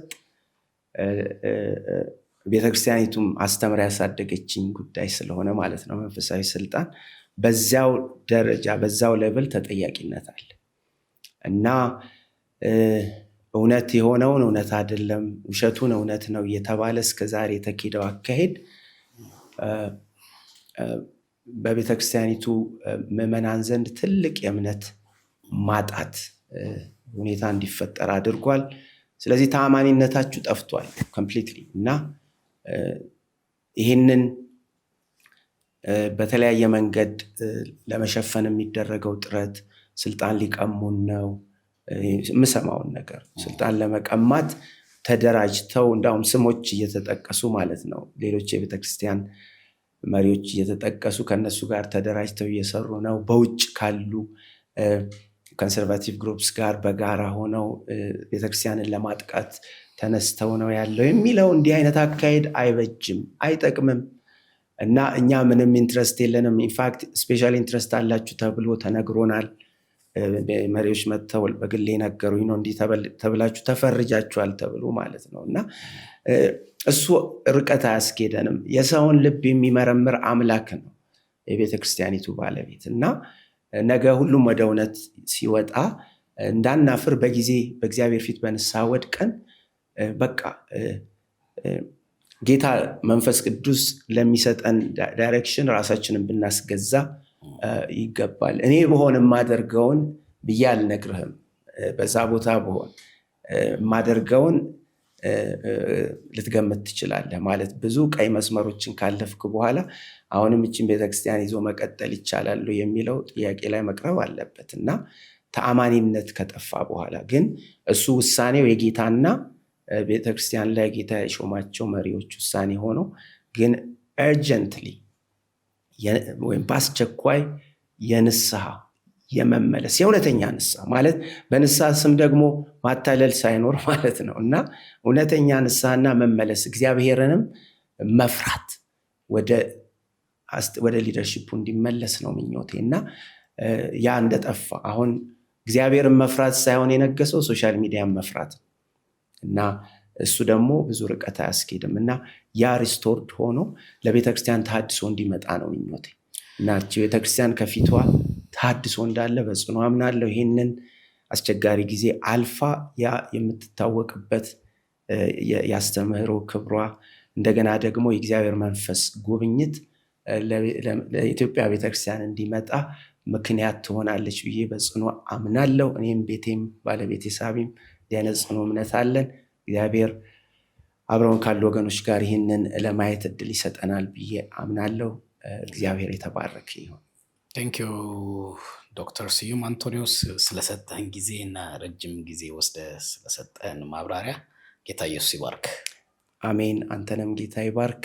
ክብር ሁሉ ለአብ ለወልድ ለመንፈስ ቅዱስ አንድ አምላክ ይሁን ከዘላለም እስከ ዘላለም አሜን አሜን። ውድ የምኩራብ ሚዲያ ተከታታዮቻችን ከዶክተር ስዩም አንቶኒዮስ ጋር እንግዲህ በወቅታዊ ጉዳይ ያወራነው ውይይት ይሄን ይመስላል። አስተያየታችሁን እንደተለመደው ስጡን። ቅድም እንዳልኩት ይሄን ፕሮግራም ተከታተሉ ዩቲዩብ ቻናላችንን ሰብስክራይብ አድርጉ። ከዶክተር ስዩም ጋር እንግዲህ ወቅታዊ ጉዳይ ሆኖ እናወራን እንጂ ብዙ ላወራው የምፈልገው ርዕሰ ጉዳዮች ነበሩ። ቀጥታ ብዙ ትውልድን የሚጠቅም የሚያንጽ እግዚአብሔር ሌላ ጊዜ ይሰጠናል ብዬ አምናለሁ። ሌሎች ርዕሰ ጉዳይ ላይ በተለያየ ጊዜ እናደርጋለን። ዛሬ ከተወያየነው ውይይት ጋር ተነስቶ በየትኛውም አካል የመሰረተ ክርስቶስ በየትኛውም ደረጃ ያሉ አመራሮች ለሚዲያችን ምላሽ መስጠት በእነሱ በኩል ያለውን ነገር ለመንገር ሬዲ ከሆኑ የሚዲያችን ክፍት ነው። ከዚህ በፊት ለእነሱ ማሳውቀናል። ስለዚህ ስክሪኑ ስር ስልካችን ይቀመጣል። በዛ ስልክ መደወል ትችላላችሁ፣ አስተያየታችሁ መስጠት ትችላላችሁ። በሌላ ፕሮግራምና እንግዲህ እስክንገናኝ ድረስ ቸር ቆዩን።